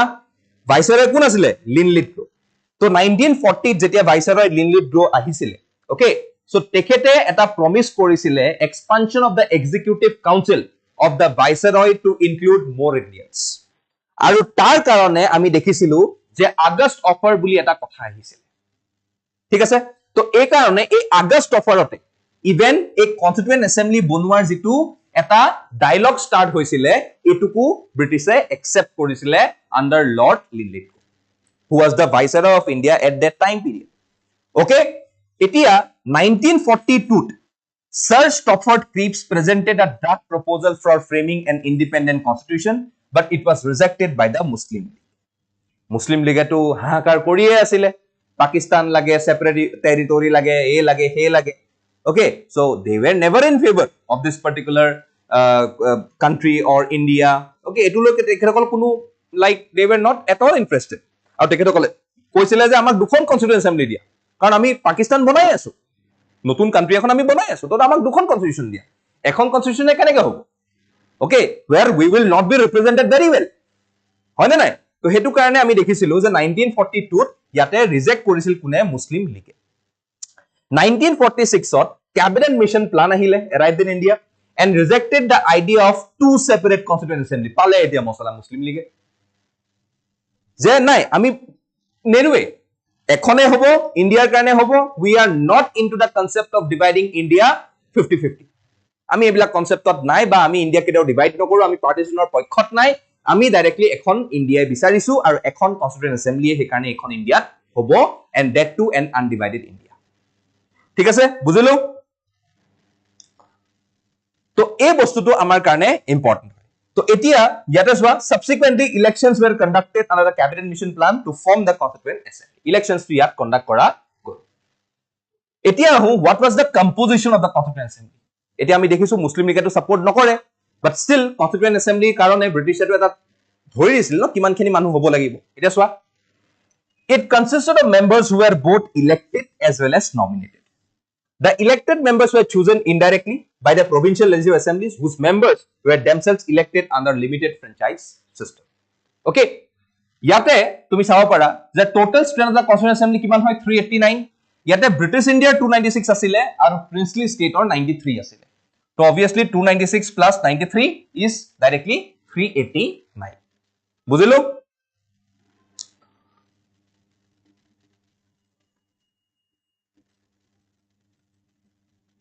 Okay. তাৰ পিছত আমি দেখিলো যে members of the Muslim League who were originally from Pakistani territory withdrew from the Indian Constitution Assembly and as a result strength decreased from 296 to 229. তো মুসলিম লীগৰ মানুহখিনিয়ে জয়েন নকৰিলে তেখেতসকল টোটালি এগেইনষ্টত আছিল যে নাই হ'বই নোৱাৰে কোনো পদ্ধতিয়ে আমি জয়েন কৰিব নোৱাৰো কনস্টিটিউয়েন্ট অ্যাসেম্বলি কোনো পদ্ধতিয়ে আমি ভাবিব নোৱাৰো ইন্ডিয়াৰ কথা we have to think for country which is Pakistan আৰু আমাক separate territory লাগিব মানে লাগিব okay পুৰা আৰম্ভ হৈ গৈছিল হেতু টাইমত তাৰপিছত princely states কি হ'ল চোৱা strength of the princely kingdoms decreased from 93 to 70 when members of the Muslim League withdrew from the Indian Constituent Assembly তেতিয়া princely states ৰ বহুতখিনি মানুহ suspicious হৈ যে মুসলিম লীগৰ তো মানুহখিনি তো সদায় এখেতসকলৰ লগতে আন্দোলন কৰিলে সদায়টো এখেতসকলৰ লগতে থাকিলে তো যদি আজি তেখেতসকল ওলাই যাব লগা হৈছে that means कुछ तो लफड़ा है তো এই লফৰাত আমি পৰিবলে নাই ভাই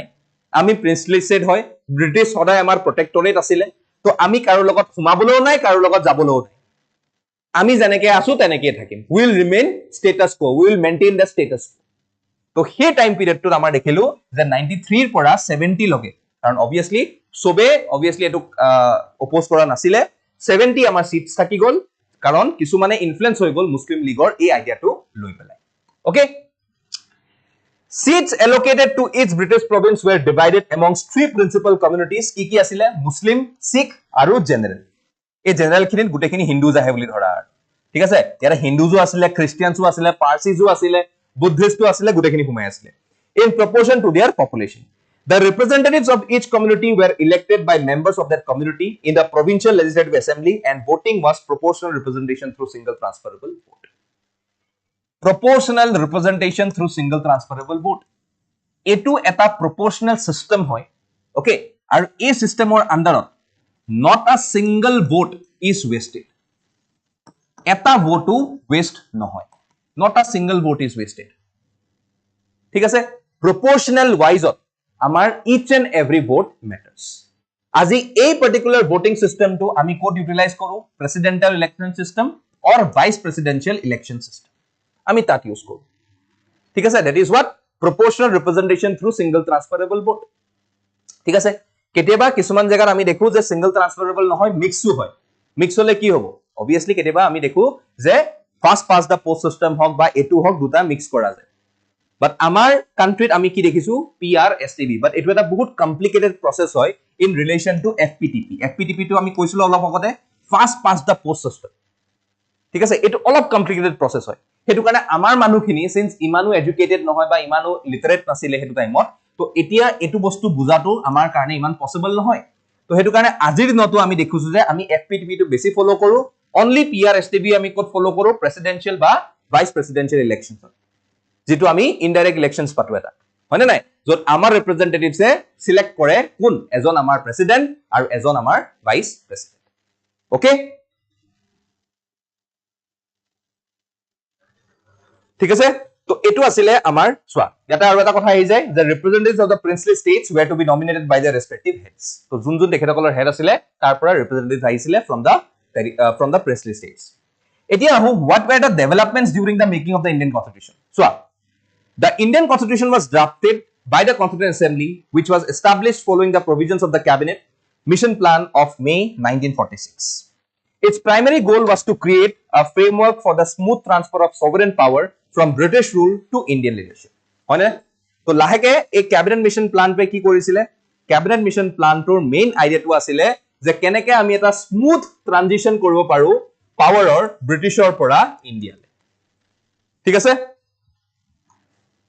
কি মাইলস্টোনস কিটা চাইলবা বহুত ইম্পৰ্টেন্ট হয় 9 ডিসেম্বৰ 1946 ত কি হৈছিলে constituent assembly held it's first session প্ৰথম সেশনটো কেতিয়া অৰ্গানাইজ হৈছিলে এই তাৰিখে এইকিটা বহুত ইম্পৰ্টেন্ট ডেজ প্ৰিলিমছত আহে এবিলাক বস্তু প্লিজ মার্ক ইট ভালকে শুনিলবা ওকে সো এগিটা ভালকে শুনিলবা বহুত ইম্পর্টেন্ট হয় প্রিলিমছত আহিয়ে থাকে এবিলাক বস্তু 11 ডিসেম্বৰত কি হৈছিলে Rajendra Prasad was elected as the president of the assembly Harendra Kumar Mukherjee and BT Krishna Ramachari were elected as vice president আৰু BN Rao was appointed as the constitutional legal advisor হয়নে নাই তো এও এটা টাইমৰ কোন আছিল prime minister of Jammu and কাশ্মীৰো আছিল যেটা প্ৰাইম মিনিষ্টাৰশিপ আছিল জম্মু এণ্ড কাশ্মীৰত তেখেত prime minister of Jammu and কাশ্মীৰো আছিল তো BN Rao was appointed as a legal advisor okay legal advisor আছিল court constitutional assembly তাৰপিছত 13 December 1946 কি কৰিছিলে Jawaharlal Nehru presented the historic objective resolution in the assembly outlining the foundational philosophy of the Indian constitution constitution খনত কি থাকিব কেনেকুৱা ধৰণৰ বস্তু থাকিব কি ক্ৰাইটেৰিয়াস থাকিব ওকে কি অমিট কৰিব লাগিব কি সুমাব লাগিব কেনেকুৱা ধৰণৰ আইডিয়া থাকিব what will be the path okay values কি বেডৰক্স কি এই গুটেবিলাক ডিসকাস কৰা গৈছিল কোড অবজেক্টিভ ৰেজলিউশন যিখন আমাৰ পণ্ডিত জৱাহৰলাল নেহৰুৱে পাস কৰিছিল কেতিয়া October 13 December 1946 This particular objective resolution is aimed at ensuring economic and political security, declared India a sovereign democratic republic, and proposed a federal system with an equitable distribution of power between the center and the states of land, sea, and air. So, a bostutu amar ahisile with the objective resolution, which gradually turned out to be what? The preamble of India. The preamble of India, which gradually turned out to be the preamble of India. Okay?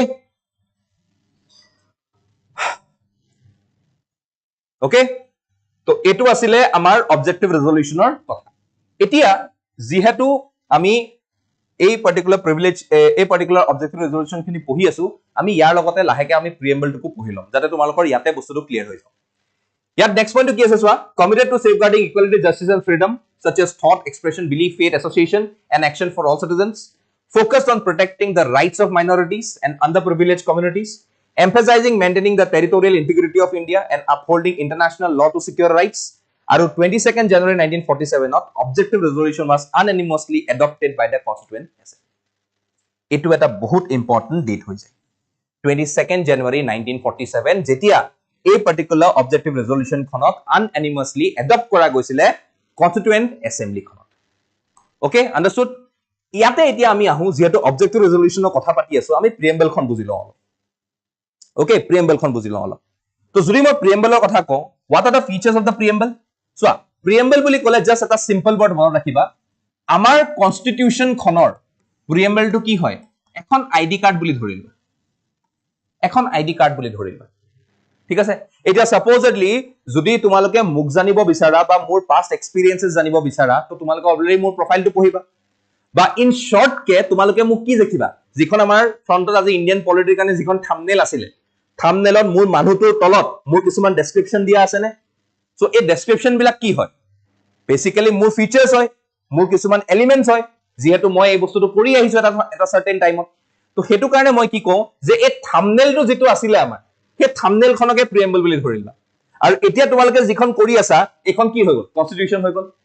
Details ot pohi asa, but thumbnail ot gom pala je aji ami features pohim, aji ami making of the constitution pohim, aji ami philosophy pohim, etu pohim. Tomaloke gom pai gola nai? To tetia mane ki hoy gol? Ekhon tomalokor preamble hoy gol. Understood? Bhalke buji pai gola. Jodi pai goisa, give a like. Buji pai joisa jodi. Sobe jodi buji pai goisa.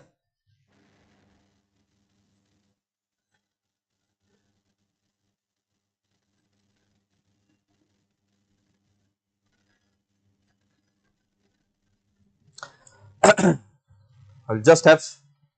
some water.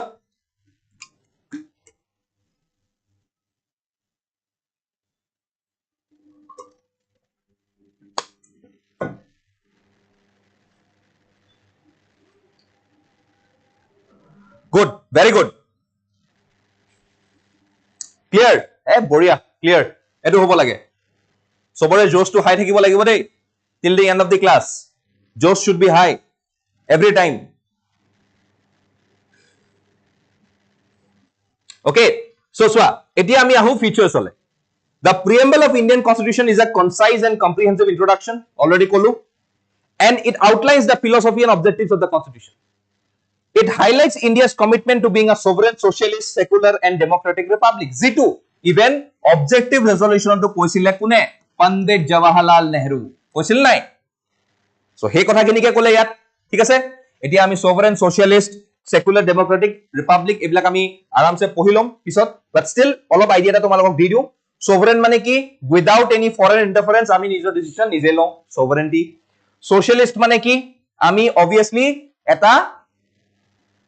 जितु आमी mix सिस्टेमत solo Gandhian principles और आसे कथा बाहिररो आमार किसुमान ideas आमी हुमुआई दि आसु तो एक गुटेखिनि मिली पेलाय आमी की देखु एटा सोशलिस्ट कन्सेप्ट देखा पाओ इन आवर कंट्री सेकुलर माने ऑलरेडी मैं कोलो नो ऑफिशियल रिलीजन और डेमोक्रेटिक माने की डेमोक्रेटिक माने we are living in a parliamentary democracy where the leaders are elected by us হয় না নহয় তাৰ পিছত ৰিপাব্লিক অলৰেডি কলো the head of the state is the president and therefore there is no monarchical system in our country তো এইখিনি বস্তু এটা ইম্পৰ্টেন্ট ইনগ্ৰেডিয়েন্ট হয় of our preamble ঠিক আছে সব দিম ডেইলি এমসিকিউ সব দিম ডোন্ট ওয়ারি সব পাবা আজি এই ভিডিওটোতে পাই যাবা সব The preamble guarantees justice, social, economic, and political, liberty of thought, expression, belief, worship, equality of status and opportunity, and promotes fraternity to maintain national unity and individual dignity. It reflects the ideals and aspirations of the people and serves as the soul and the guiding principle of the Constitution. ঠিক আছে? As an integral part of the Constitution, it represents spirit and purpose. এখিনি আমি কত বুজি পাম ইয়াত বুজি পাম Components of the preamble. First to কি হয় source. আজি প্ৰিএম্বলৰ সোৰ্সটো কোন হয় আমি আমাকে প্ৰিএম্বল দিছো বা আমি আমাকে কনস্টিটিউশনখন দিছো তো therefore source is what we the people of India প্ৰিএম্বলখন যেতিয়া তোমালকে মাতিবা প্ৰথম লাইনটো কি হয় we the people of India source হৈ গল তো ইয়াত হেতুৱে লিখা আছে preamble states that the constitution derives its authority from the people of India হেতু এটা source হৈ গল তো কম্পোনেন্টস কেটা আছে আমাৰ চাৰিটা এটো এটা ফার্স্ট পয়েন্ট হয় সেকেন্ড পয়েন্টটো কি হয় Nature of Indian state. Nature of Indian state কি হয় এটা পড়িছিলো sovereign, socialist, secular, democratic and republic হয় objective কি হয় objective justice, social, economic and political liberty of thought, expression, belief, faith, worship equality of status and opportunity আৰু fraternity as the objectives এই গুটে বিলাক আমাৰ কি হৈ গল এই গুটে বিলাক আমাৰ হৈ গল objectives আমাৰ constitution খনৰ objective হৈ গল আৰু লাষ্টত date of adoption কেতিয়া আছিল 26 November 1949 recently goise we do hereby adopt and give ourselves the constitution to etwe amar asile main components the four main components of the preamble of India which is basically reflecting the ideology of our constitution the philosophy of our constitution and it basically acts like the identity card and a preface to our constitution bujhalo all good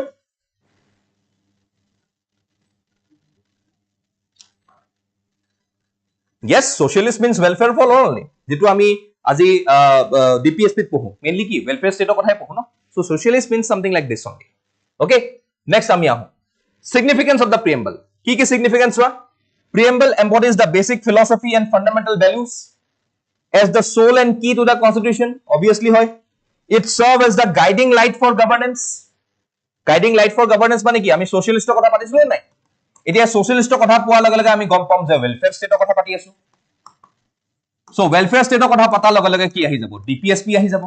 so আমি এটা কথাই জানো যে whenever the government frames any policies it always keeps DPSPs in their mind and they proceed ahead with for the welfare of the people তো এইখিনি কথাকে ইয়াত directly লিখা আছে ঠিক আছে নেক্সট আমি যদি আহো It symbolizes the unity and diversity of India by acknowledging the plurality of its citizens and the diverse background, language, culture, and religions. যেনেকে মই কলো justice, social, economic, and political freedom of faith, religion, worship. তো এইটো আমি কি পঢ়ি আছো pluralism টো দেখাই আছো আমাৰ diversity টো দেখাই আছো আমাৰ যেতিয়া আমি we বুলি কওঁ we the people of India তো তেতিয়া হলে কি হৈ যায় গুটে ইন্ডিয়াখন India itself is a subcontinent হয় না নহয় তো আমি এই গুটেখন চাই আছো So, here's an important criteria whenever we are discussing about the preamble. Okay. It serves as an inspiration for citizens, reminding them of their rights, duties, and responsibilities towards the nation. It instills a sense of patriotism, civic duty, and commitment to the ideals of justice, equality, and fraternity among peoples. Civic rights, population, property, brotherhood. Kali porhi moi jodi ankaba Indian tak log pao, kali porhi jodi moi US jao, kali porhi jodi moi France jao. তাত যদি মই এজন Indian দেখা পাওঁ বা Indian এজনক যদি মই লক কৰো বা কথা পাতো obviously মোৰ মনটো অলপ ভাল লাগিব ইন্ডিয়ান হয় ইয়াতে আছে মোক দেখাই দিলে বাটটো বা তেখেতে নিমন্ত্ৰণ দিছে তেখেতৰ ঘৰত ইন্ডিয়ান হয় তো এটা ফিলিং আহি যায় আৰু এই ফিলিংটোৱে কয় আমাৰ fraternity the sense of brotherhood ঠিক আছে এতিয়া আমি জানো কিছুমান ইস্যুজ আহিছিলে with respected to the preamble major issues সোৱা one of the major issues discussions related to preamble is that whether the preamble is a part of the constitution or not preamble to amar constitution or part hoy ne nohoy etu loi pela ta discussion arambho hoisile thik ase etia tar karone supreme court e bahut gita judgments dile first judgment to ahe amar berubari union case of 1960 first case to thik ase etu case ki koise Supreme Court made the following two observations. Ki observation korile? First kole that preamble is not a part of the constitution. Aru second dot ki kole that since the preamble serves as a key to the minds of our constitutional makers, some assistance in interpreting any ambiguity in the constitution can be taken from the preamble. Our last word koise, thus the position of the preamble after the judgment was that preamble is not a part of the constitution. So yat ei kotha tu ahile je preamble constitution or part hoy ne nohoy. ঠিক আছে, তো তেতিয়া আমি ইয়াতে directly এটা fundamental ভাবিলো supreme কোৰ্টে ক'লে যে নাই প্ৰিএম্বল খন কনস্টিটিউচনৰ পাৰ্ট নহয়। ঠিক আছে, আৰু হেতু কাৰণে প্ৰিএম্বলত যিখিনি কথা লিখা আছে that is directly not valid in terms of our constitution. তো ইয়াতে ডিসপিউট এটা আৰম্ভ হ'ল যে প্ৰিএম্বলৰ যিখিনি আমাৰ এলিমেন্টস লিখা আছে সেইখিনি ৰিয়েলি আমাৰ কনস্টিটিউশনালি ভ্যালিড হয় নে নাই হেতু আমাৰ এটা ডাঙৰ চ্যালেঞ্জ বা এটা ডাঙৰ কোৱেশ্চন আহি গৈছিল। ওকে, তো এতিয়া আমাৰ এই ক্ষেত্ৰত আমাক ক'লে যে preamble is not a part of the constitution. তাৰপিছত আহিলে আমাৰ most favour case or the most favourite case of all times. মই চাগে তোমালোকক এই পাৰ্টিকুলাৰ পলিটি ক্লাছটোত নাই বুলি ক'লো 10 বাৰ মান এই পাৰ্টিকুলাৰ কেছটো লৈ ৰেফাৰ কৰে। কেশৱানন্দ ভাৰতী কেছ, এটো আছিলে Kesavananda Bharati versus state of Kerala, but ultimately এটো গৈ পেলাই সুপ্ৰিম কোৰ্ট পালে আৰু এটো এটা লেণ্ডমাৰ্ক জাজমেন্ট ক্ৰিয়েট হ'ল in the entire history of Supreme Court as well as the entire history of India. That is the Keshavanand Bharati case of 1973. ঠিক আছে, তো ইয়াতে সোয়া in this judgment the Supreme Court reversed its stand on the preamble and made the following observations. কি ক'লে that preamble of Indian constitution will now be considered as a part of the constitution and it will play an important role in the interpretation of statutes and other various provisions of the constitution. এতিয়া 1973 কোৱা গল যে নাই প্ৰিএম্বল খন পাৰ্টে হয় কনস্টিটিউশনৰ, কাৰণ কনস্টিটিউশনৰ লগতে আমি প্ৰিএম্বল খনকো adopt কৰিছিল, মানে প্ৰিএম্বল খন আমি কনস্টিটিউশন খনৰ লগতে আমি এডপ্ট কৰিছিল, একোটো বেলেগকে আমি এডপ্ট কৰা নাই। তো হেতু কাৰণে প্ৰিএম্বল, কাৰণ লিখা আছে ন প্ৰিএম্বল খনত that today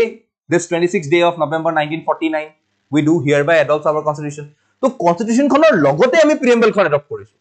তো হেতু কাৰণে প্ৰিএম্বল খন কেনেকৈ সেপাৰেট হৈ যাব। তো হেতু কাৰণে I am reversing the decision of the earlier judgment and the Berubari Union case, and from now on the preamble will be considered as an integral part of the Indian Constitution. Important criteria. বুজি পালো, এটো আহি গল quote Kesavananda Bharati case of 1973। Okay, তো এটো এটা important আমাৰ case আহি যায় যত এটা ৰিভাৰ্সাল আহি গল প্ৰিএম্বল লৈ পেলাই। তাৰপিছত আমাৰ আহি যায় এটা cash LIC of India case 1995। ইয়াত ক'লে চোৱা the Supreme Court once again ruled that preamble is an integral part of the constitution but it cannot be directly enforced in a court of justice in India। এতিয়া এই particular কেছটোৰ পিছত এটা confusion create হ'ল যে যদি প্ৰিএম্বলটো part of the constitution হয় তেতিয়া হলে under article 368 do the parliament has got power to amend the preamble of India? A question to ahi. Okay, do the parliament has got power to amend the constitution of amend the preamble of India? Etia yate jodi moi kotha to kobole jao yato aru eta amar kotha ahi jay, that is again this one a case tut Keshavanand Bharati case 1973 eta bostu importantly koa goisil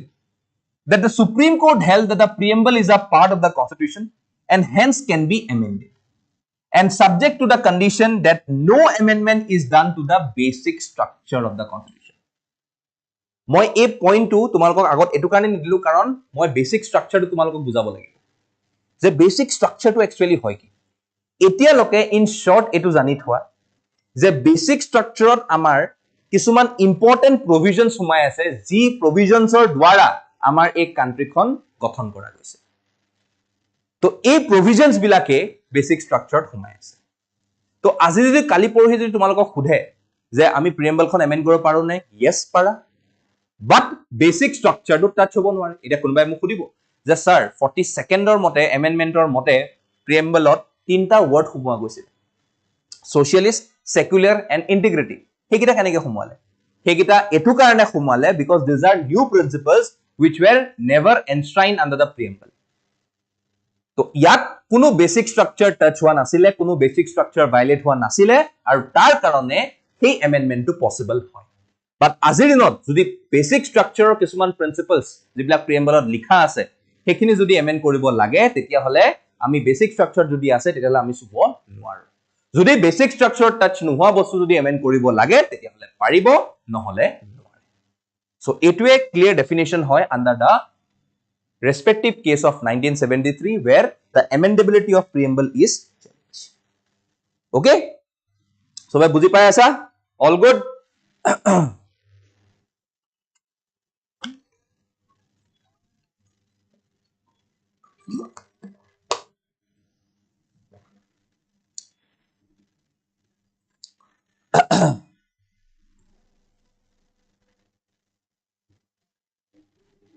Okay?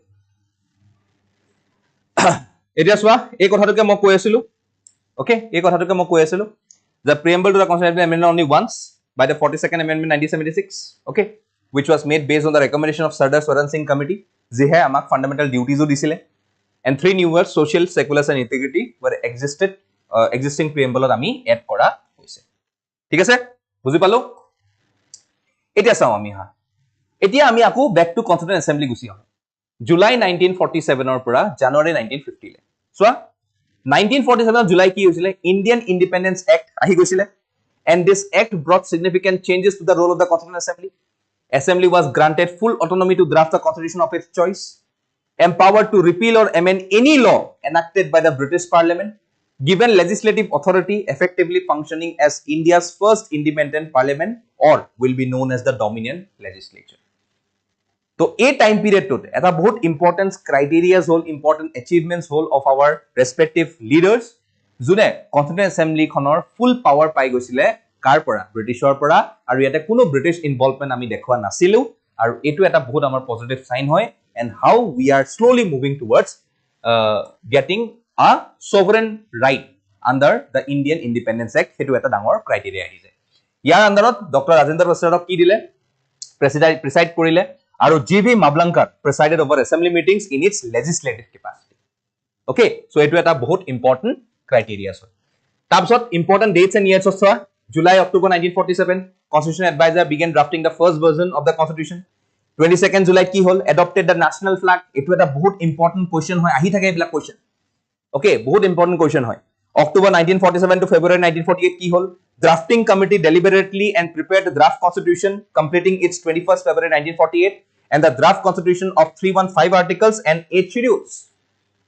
hoy nai etu ketia hol October 1947 pa February 1948 or bhitorot May 1949 ot ki hol Constituent Assembly approved India's membership in the British Commonwealth boli kola ami ki buji pao the countries which were under British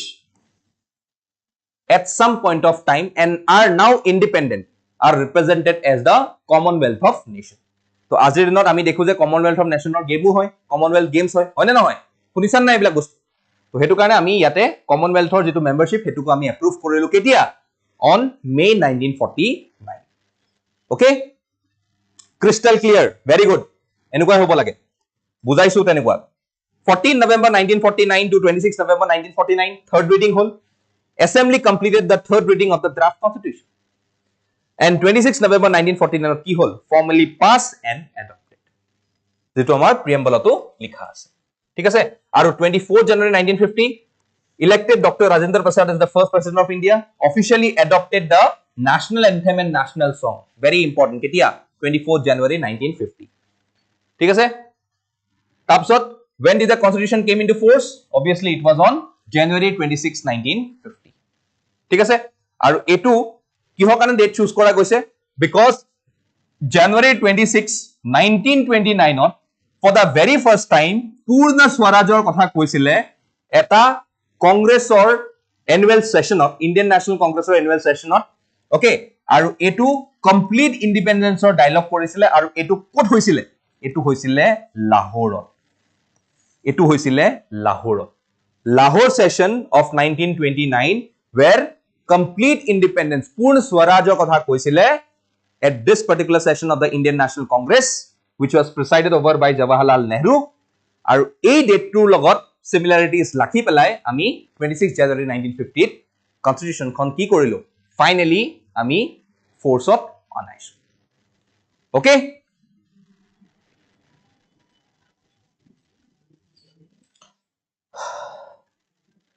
okay বঢ়িয়া তো ইয়াৰ আন্ডাৰত আমাৰ কনস্টিটিউশনত এই আৰ্টিকলস বিলাক সোমোৱা আছিলে আৰু সেইমতে আমি এডপ্ট কৰিলো ইয়াত হেতুৱে লিখা আছে ওকে নেক্সট চাও what were the various committees of the constituent assembly কিমানখিনি কমিটিজ আমাৰ দেখা পাইছিল constituent assembly ইয়াতে চোৱা rules of procedure committee দেখা পাইছিলো কোন আছিলে চেয়াৰপাৰসন Rajendra Prasad G steering committee Rajendra Prasad তেখেতসকলে কি চাইছিলে কনস্টিটিউশনখন কিখিনি লেকুনাস থাকিব পাৰে প্লাস এডিশনস সাবট্ৰেকশনস ওকে তো এইবিলাক ভালকে চাব লাগিব যে তেখেত হলাই হসাকে এলিজিবল হয় নে হে কামটোৰ কাৰণে তো এইবিলাক চাইছিল তাৰপিছত স্টাফ এণ্ড ফাইনেন্স কমিটি পইচা পাতি কিমান লাগিব ক্ৰেডেনশিয়েলস কমিটি কাক কিমান ক্ৰেডিট দিব লগা আছে নাই লগা order of business committee during the normal business session of the houses কোনে কি কাম কৰিছে নকৰিছে নেগোশিয়েটিং কমিটি জেএল নেহৰু আছিলে ওকে ষ্টেটস বিলাকৰ লগত ওকে তাৰপিছত ফ্লেগ কমিটি যেনেকৈ আমি ফ্লেগখন এডপ্ট কৰিছিলো তেনেকে ৰাজেন্দ্ৰ প্ৰসাদ আছিলে committee of function of constituent assembly কোন আছিলে জিবি মাবলাঙ্কাৰ তো এইকিজন বহুত ইম্পৰ্টেন্ট পাৰ্সনালিটিজ আছিলে when we say about the organizational committee okay of the constituent assembly rajendra prasad বহুত কেইজন আছে okay k iyer krishna swamy iyer km munshi jl nehru rajendra prasad gv mablankar এই committees বিলাকো আমাৰ কাৰণে ইম্পৰ্টেন্ট হয় এইখিনি আমি মনত ৰাখিব লাগে কেতিয়াবা সুধি দিয়ে okay এনেকুৱা নহয় যে বহুত বেছি ইম্পৰ্টেন্ট বাট yes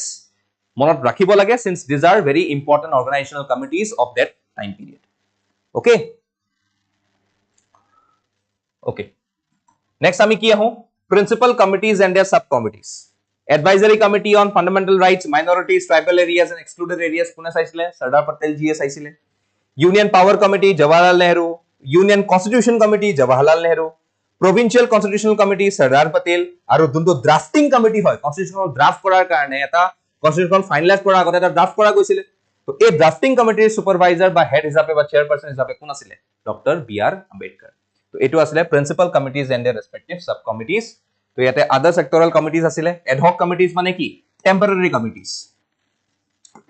কমিটিজ মানে হে কামটো হৈ যোৱাৰ পিছত তেনেকুৱা ধৰণৰ কমিটি ডিসবেন্ড কৰি দিয়া হেবিলাকক আমি কি কৈ আছো এড হক কমিটি আৰু যিবিলাক আমি স্ট্যান্ডিং কমিটি বুলি কওঁ স্ট্যান্ডিং কমিটিজ বিলাক কি হয় স্ট্যান্ডিং কমিটিজ বিলাক মানে পার্মানেন্ট কমিটিজ দে আর পার্মানেন্ট কমিটিজ স্ট্যান্ডিং কমিটিজ বিলাক এড হক বিলাক কি হয় টেম্পোরারি হয় ঠিক আছে तो याते आमार एखिनि आहि गल ad hoc committees on citizenship S Varadachariar committees on chief commissioners provinces N Gopalaswami Ayyangar experts committee on financial provision of constitution NR Sarkar subcommittee on minority safeguards for West Bengal and East Punjab Sardar Patel ji okay एकिटा आमार आसिले सेक्टरल कमिटीज ओके एटी आमी आहु जे what are the criticisms associated with this constituent assembly criticisms की आसे so The Constituent Assembly has faced several criticisms. Ki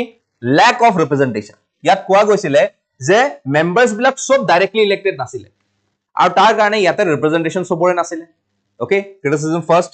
Second koise lack of sovereignty. Lack of sovereignty mane ei Constituent Assembly kon form kora goisile with the approval of the British government. Hetu karone tekhetokolor chhatro saya tolot ami etu bonaisu. But actually tenuko eku nasile. Okay, tekhetokole permission disile je tumaloke bisarile even British laws bilako amend kori dia. Kono problem nai. Then koise time consuming. Yes, time consuming hoisile 2 years around 18 months and 11 days etu lagisile. So obviously ami etu dekha paisilo je etu time consuming hoy karon ami obviously etu bahut khini swa serta bahut khini ami sai city bostu bilak ami agbohaisilo. Okay, and even ami dekhisilu je jitu American constitution asile American constitution khon kiman dinot bonaisile 4 months ot bonaisile.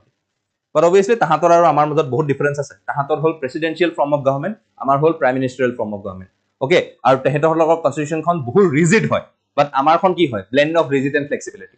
ajiloke tehetor constitution khon hardly 10 bar man amend hoise but amar khon near about 100 plus times okay to e kisuman difference ase to hetu ami sabo lagibo Congress dominance obviously etu to koboi karon tetia not obviously INC asile kune koisile Granville Austin koisile এই গ্ৰেনভিলে অস্ট্ৰিক আমি পদ্মশ্ৰী দিছিলো কেতিয়া দিছিলো জানা নাই 2011 সনত ইমান দিনৰ পিছত পদ্মশ্ৰী দিছিলো ওকে তেখেতজন আমেৰিকান আছিল ওকে তাৰপিছত dominance of the lawyers and politicians obviously যিখিনি মানুহ আছিল গোটেখিনি লয়াৰ্স আৰু পলিটিশিয়ানস আছিল নৰমাল মানুহটো নাছিলে বা সিটিজেন্স হিচাপে বা বেলেগ মানুহ নৰমাল সামৰ পৰা কোনো তেনেকুৱা নাছিলে তাৰপিছত কৈছে হিন্দু ডমিনেন্স যেহেতু মুসলিম লীগ উলাই গৈছিলে তাতে মেজৰিটি কোন আছিল হিন্দু আছিল তো এটো কাৰণে হিন্দু ডমিনেন্স বুলি ইয়াতে কোৱা যায় ঠিক আছে তো এইখিনি আছিল আমাৰ কনস্টিটিউশন লৈ পেলাই we'll see to the messages just a second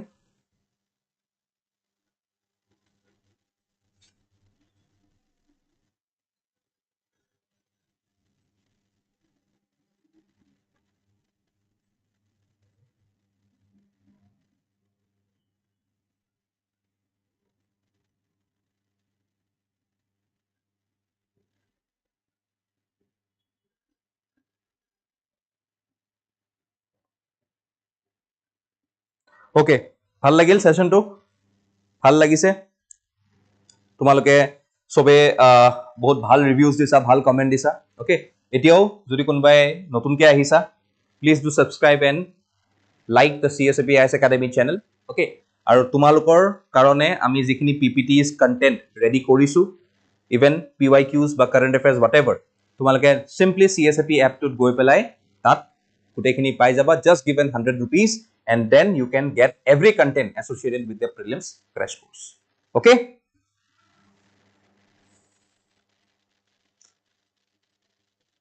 okay yes someone made it correct 2 years 11 months 18 days okay moi 18 months কৈ দিছিলো 18 days or jagat okay I am very sorry okay flow to ulai gol but actually it is 2 years 11 months and 18 days thank you okay thank you okay next ami ahu ki basic structure loi it is why yate doctrine of basic structure of the constitution refers to the principle established by the Indian judiciary that certain core principles and features of the constitution are violable and cannot be amended or altered by the parliament. So there was always a tussle between the parliament and the Supreme Court or the judiciary that actually uparat kun who is basically having some more power as compared to the you can see as compared to the legislature or in comparison to the judiciary who has got more power. But actually, আমি এটা জানিব লাগে যে no one is more powerful, nor the judiciary nor the legislature. Powerful কোন হ'ব লাগিব? We the people of India. We needs to be more powerful. আৰু এটুকে ইন্টাৰপ্ৰিটেশন কৰোতে কৰোতে আমাৰ এটা কনসেপ্ট ওলাই আহিলে কি a basic structure. Okay, a basic structure because we all know that Supreme Court directly reflects itself as a guarantor and a protector to the Indian Constitution. হয় না? তো এই কাৰণে আমি যদি বেসিক স্ট্ৰাকচাৰৰ কথা কওঁ basic structure of kotha ko you can see that the doctrine of basic structure is not expressively provided for in the constitution. It is actually a judicial doctrine which has evolved through a series of judgments of the Supreme Court on cases related to the amending power of the parliament. The debate regarding the scope of the power of the parliament to amend the constitution under article 368 started way back in 1951. It is why 1950s or time কি হৈছিলে যেতিয়াৰ পৰা আমাৰ government form হৈছিলে আমাৰ government majority হৈ জিকি আহিছিলে 1951 ত আমি ফাৰ্স্ট এমেন্ডমেন্ট খন লৈ আহিছিলো আৰু এই এমেন্ডমেন্ট খনৰ দ্বাৰা আমি দি দেখিছিলো যে আমি প্ৰপাৰ্টিজ বিলাক আমি কিছুমান ৰাইট টু প্ৰপাৰ্টি যেটো আমাৰ ফান্ডামেন্টাল ৰাইট আছিল এই right to property fundamental right লৈ পেলাই আমাৰ কিছুমান কনফিউজনছ আৰম্ভ হৈ গৈছিলে বিকজ আমি নিজকে ডেভেলপ কৰিবলৈ চাই আছিলো but development needs space okay whenever you are focusing on development you obviously need space and right to property is considered as one of the 7 fundamental rights under the constitutional ambit okay to ei karone ami ki dekhilu je yate eta dangor focus ba power tussle start hoisile between legislature and the judiciary okay to etia yate swa first jitu case ahile Shankari Prasad case 1951 ঠিক আছে ইয়াতে আমাৰ দুটা article আছে এটা হল article 13 আৰু আনটো হল article 360 এই দুটা আৰ্টিকেলৰ নহয় এটা ৰিলেশন আছে ওকে এই দুটা আৰ্টিকেল আৰু এটা ৰিলেশন আছে ৰিলেশনটো কেনেকুৱা ৰিলেশনটো এটো হয় যে আৰ্টিকেল 13 ত আৰ্টিকেল 368 ত মই কৈ আছো that parliament has got absolute powers in amending any part any element of the constitution ami buji palo eto bostu parliament has got every power to amend the constitution even including fundamental rights hoy ne but article 13 or mode ki yak restrict kore parliament or absolute powers to পাৰ্লিয়ামেন্টৰ যেটো absolute power হয় হেতুক ৰেস্ট্ৰিক্ট কৰে কোনে article 13 যে পাৰ্লিয়ামেন্টৰ দো absolute power আছে to amend any part of the constitution but এটু কেছত ফান্ডামেন্টাল ৰাইটস সোমাই নাথাকে এটু কেছত ফান্ডামেন্টাল ৰাইটস সোমাই নাথাকে ওকে সো ফান্ডামেন্টাল ৰাইটসৰ লৈ পেলাই পাৰ্লিয়ামেন্টৰ কিছুমান লিমিটেশনস আছে তো হেকাৰণে আৰ্টিকল 13 নে 368 অক কি কৰে বাধা প্ৰভাইড কৰে এতিয়া লাগিল নহয় কন্টেষ্টটো ইহত দুটাৰ মাজত যে কোনটো এটা আৰ্টিকল 13 ওপৰত নে আৰ্টিকল 368 ওপৰত মানে 368 ৰ মতে amending power of the parliament is absolute but 13 এ কৈছে নাই নাই absolute নহয় সব কৰিব পাৰো কিন্তু ফান্ডামেন্টাল ৰাইটস কৰিব নোৱাৰো সো এটা কন্টেষ্ট আৰম্ভ হল আৰ্টিকল 13 আৰু 368 ৰ মাজত এটা চোৱা এই পাৰ্টিকুলাৰ কেছটো শংকৰী প্ৰসাদ কেছ 1951 যেটো আহিলে ইয়াত কোৱা গৈছিলে যে the supreme court ruled that the term law in article 13 includes only ordinary laws and not constitutional amendment acts. Thus, Parliament can take away or abridge any of the fundamental rights by enacting a constitutional amendment act. ইয়াত কলে যে 13 ৰ আমাৰ যেটো ৰেস্ট্ৰিকশন আছে এটো ordinary ল কাৰণে আছে but not for constitutional laws. আৰু তাৰ কাৰণে ইয়াত ডাঙৰ এটা চ্যালেঞ্জ আহিলে যে ইয়াত কোৱা গল যে 368 is supreme আৰু 368 ৰ absolute power আছে that is parliamentar absolute power আছে even fundamental rights ও amend কৰা ঠিক আছে তো এটু আহি গল কি সোয়া এটু আহি গল কোট শংকৰী প্ৰসাদ কেছ এতিয়া তেনেকে আৰু কনফিউজন ক্ৰিয়েট হ'ল yes পাৰ্লিয়ামেন্টৰ ওচৰত এবসলিউট পাৱাৰ আছে ওকে আৰু পাৰ্লিয়ামেন্টে হেকাৰণে কি কৰিছে ৰাইট টু প্ৰপাৰ্টিটো অতৰাবলৈ চাই আছে এতিয়া in this case the supreme court কোনটো কেস গোলকনাথ কেস অফ 1967 কি ক'লে সোয়া in this case the supreme court reversed its earlier stand and held that the term law in article 13 also includes constitutional amendment acts. Hence, the parliament cannot take away or abridge a fundamental right through a constitutional amendment act. So, yat ki koa gol Golaknath case of 1967. Je yat jitu article 13 or mote law term to kora ase etu okol ordinary law kotha koa nai. It also includes constitutional amendment acts. Aru hetu karone parliament e bisarile fundamental rights amend koribo noare tahator rights absolute nohoy aru yat kisuman limitations tekhelokole dekha পাবো তো এটু আহিলে কেতিয়া Golaknath case of 1967 বুজিলো তো এতিয়া এটু হৈ গল গোলকনাথ কেস তাৰপিছত আমাৰ আহে সোয়া 24th constitutional amendment act of 1971 ইয়াতে কি আহে to counter the supreme court verdict in the golaknath case the parliament passed the 24th constitutional amendment act কাৰণ ইয়াতে কি কৰি দিলে ইয়াতে legislature ক চ্যালেঞ্জ কৰি দিলে ইমান দিনে legislature ক চ্যালেঞ্জ কৰাই নাছিলে কোনো Supreme Court কৈছিলে যে legislature exclusive power আছে absolute power আছে to amend the constitution even including fundamental rights but ইয়াতে চ্যালেঞ্জ কৰি দিলে তো এখানে তেখেত কলে কি লৈ আহিলে 24th constitutional amendment act যিখন 1971 ত আহিলে আৰু ইয়াত এই ভাৰ্ডিক্টটো যেটো দিয়া গৈছিলে Golaknath কেছত okay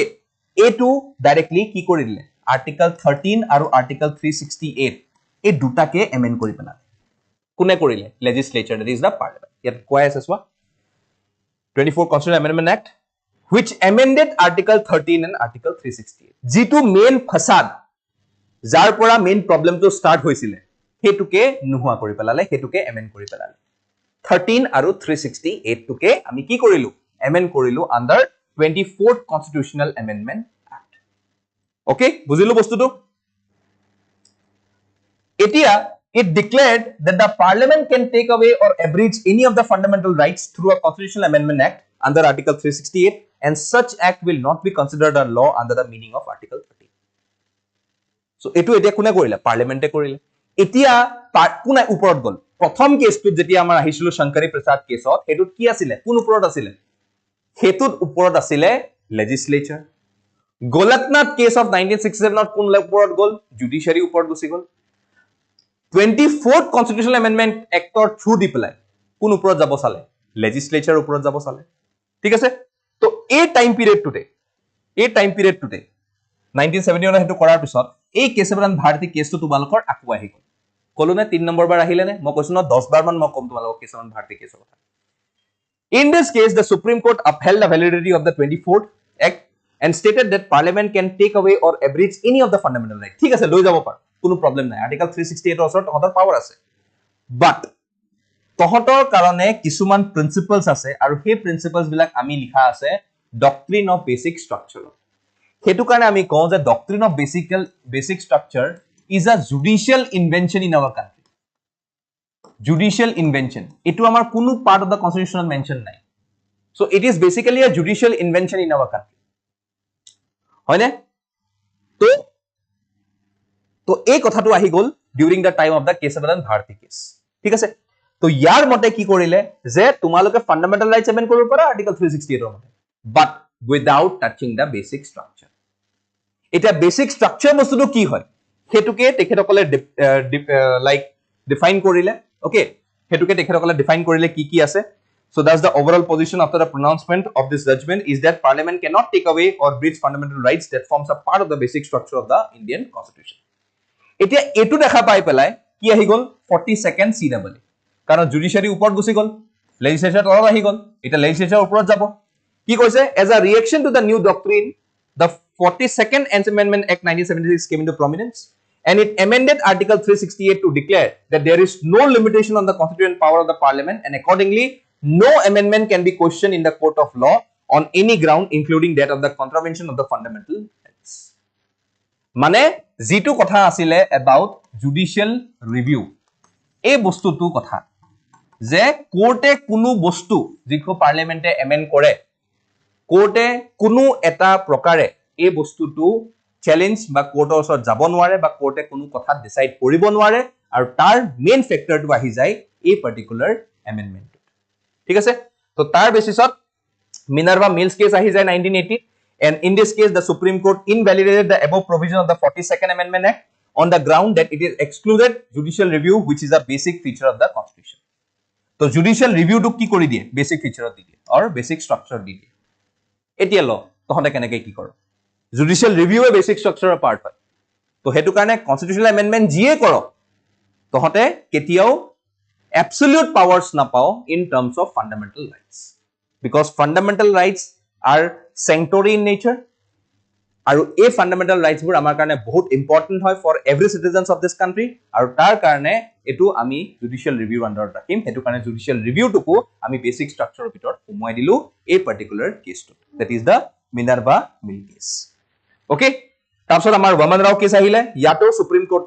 adhered to the doctrine of basic structure and clarified that it would apply to all constitutional amendment acts enacted after the date of Kesavan Bharati case judgment 1973 মানে যেতিয়া এই পার্টিকুলার জুডিশিয়াল রিভিউ কথাটো আহি গল okay তেতিয়া বহুত মানুহে case কৰিব ধৰিলে নিজৰ ৰাইট টু প্ৰপাৰ্টি টু লৈ পেলাই নিজৰ ফান্ডামেন্টাল ৰাইট টু লৈ পেলাই বাট তেখেতসকলে ক'লে যে নাই এটো প্ৰস্পেক্টিভ লজ কাৰণে নহব যিবিলাক আপকামিং লজ হয় সেইবিলাকৰ কাৰণেহে অনলি ভ্যালিড হ'ব যিবিলাক ৰেট্ৰস্পেক্টিভ সৰি নট প্ৰস্পেক্টিভ ৰেট্ৰস্পেক্টিভ পিছৰ আগৰ দিনত যি আছিল কেছটোৰ পৰা যেতিয়া ভাৰ্ডিক্টটো আহিলে তাৰ আগৰ দিনৰ যিখিনি কথা আছিল যিখিনি এমেন্ডমেন্ট আছিল সেইখিনি ভ্যালিডে থাকিব সেই দিনাখনৰ পৰা আগৰ যিখিনি হৈছে আমি সেইখিনিহে কেছবিলাক একচেপ্ট কৰিম will not accept the retrospective loss তো এটো কেয়াৰ কৰিলে in the Waman Rao case of 1981 আৰু ইয়াতে ডক্ট্ৰিন অফ বেসিক স্ট্ৰাকচাৰটো কি কৰিলে আপহেল্ড কৰিলে ওকে সো আজি প্ৰেজেন্ট পজিশনত মই কি কম that the present is that parliament under article 368 can amend any part of the constitution including fundamental rights but without affecting the basic structure of the constitution okay বুজি পালো এতিয়া আমাৰ elements of the basic structure কি হয় সোৱা so basic structure of the constitution kept evolving elements of the basic structure আজিও basic structure কোনো element বিলাক fix নাই এটো এটা evolving হৈ থাকে evolving in nature আজি যদি সোমাইছে কাইলে সোমাব পাৰে পৰহি কিবা এটা কেছত কিবা এটা সোমাই দিব পাৰে ঠিক আছে আৰু some of the major elements কি হয় চাই লব পাৰা supremacy of the constitution sovereignty democratic republic secular character of the constitution separation of powers between the legislature executive and judiciary federal character unity and integrity welfare state judicial review freedom and dignity of the individual parliamentary system rule of law harmony and balance between fundamental rights and DPSP principle of equality free and fair elections independence of judiciary limited power of the parliament effective access to justice principles powers of the supreme court powers of the high court এই গুটে বিলাক আমাৰ কিহত পৰে কিছুমান এলিমেন্টছত পৰে আমাৰ basic structure okay all good সবে বুজি পাইছে সাগে আই hope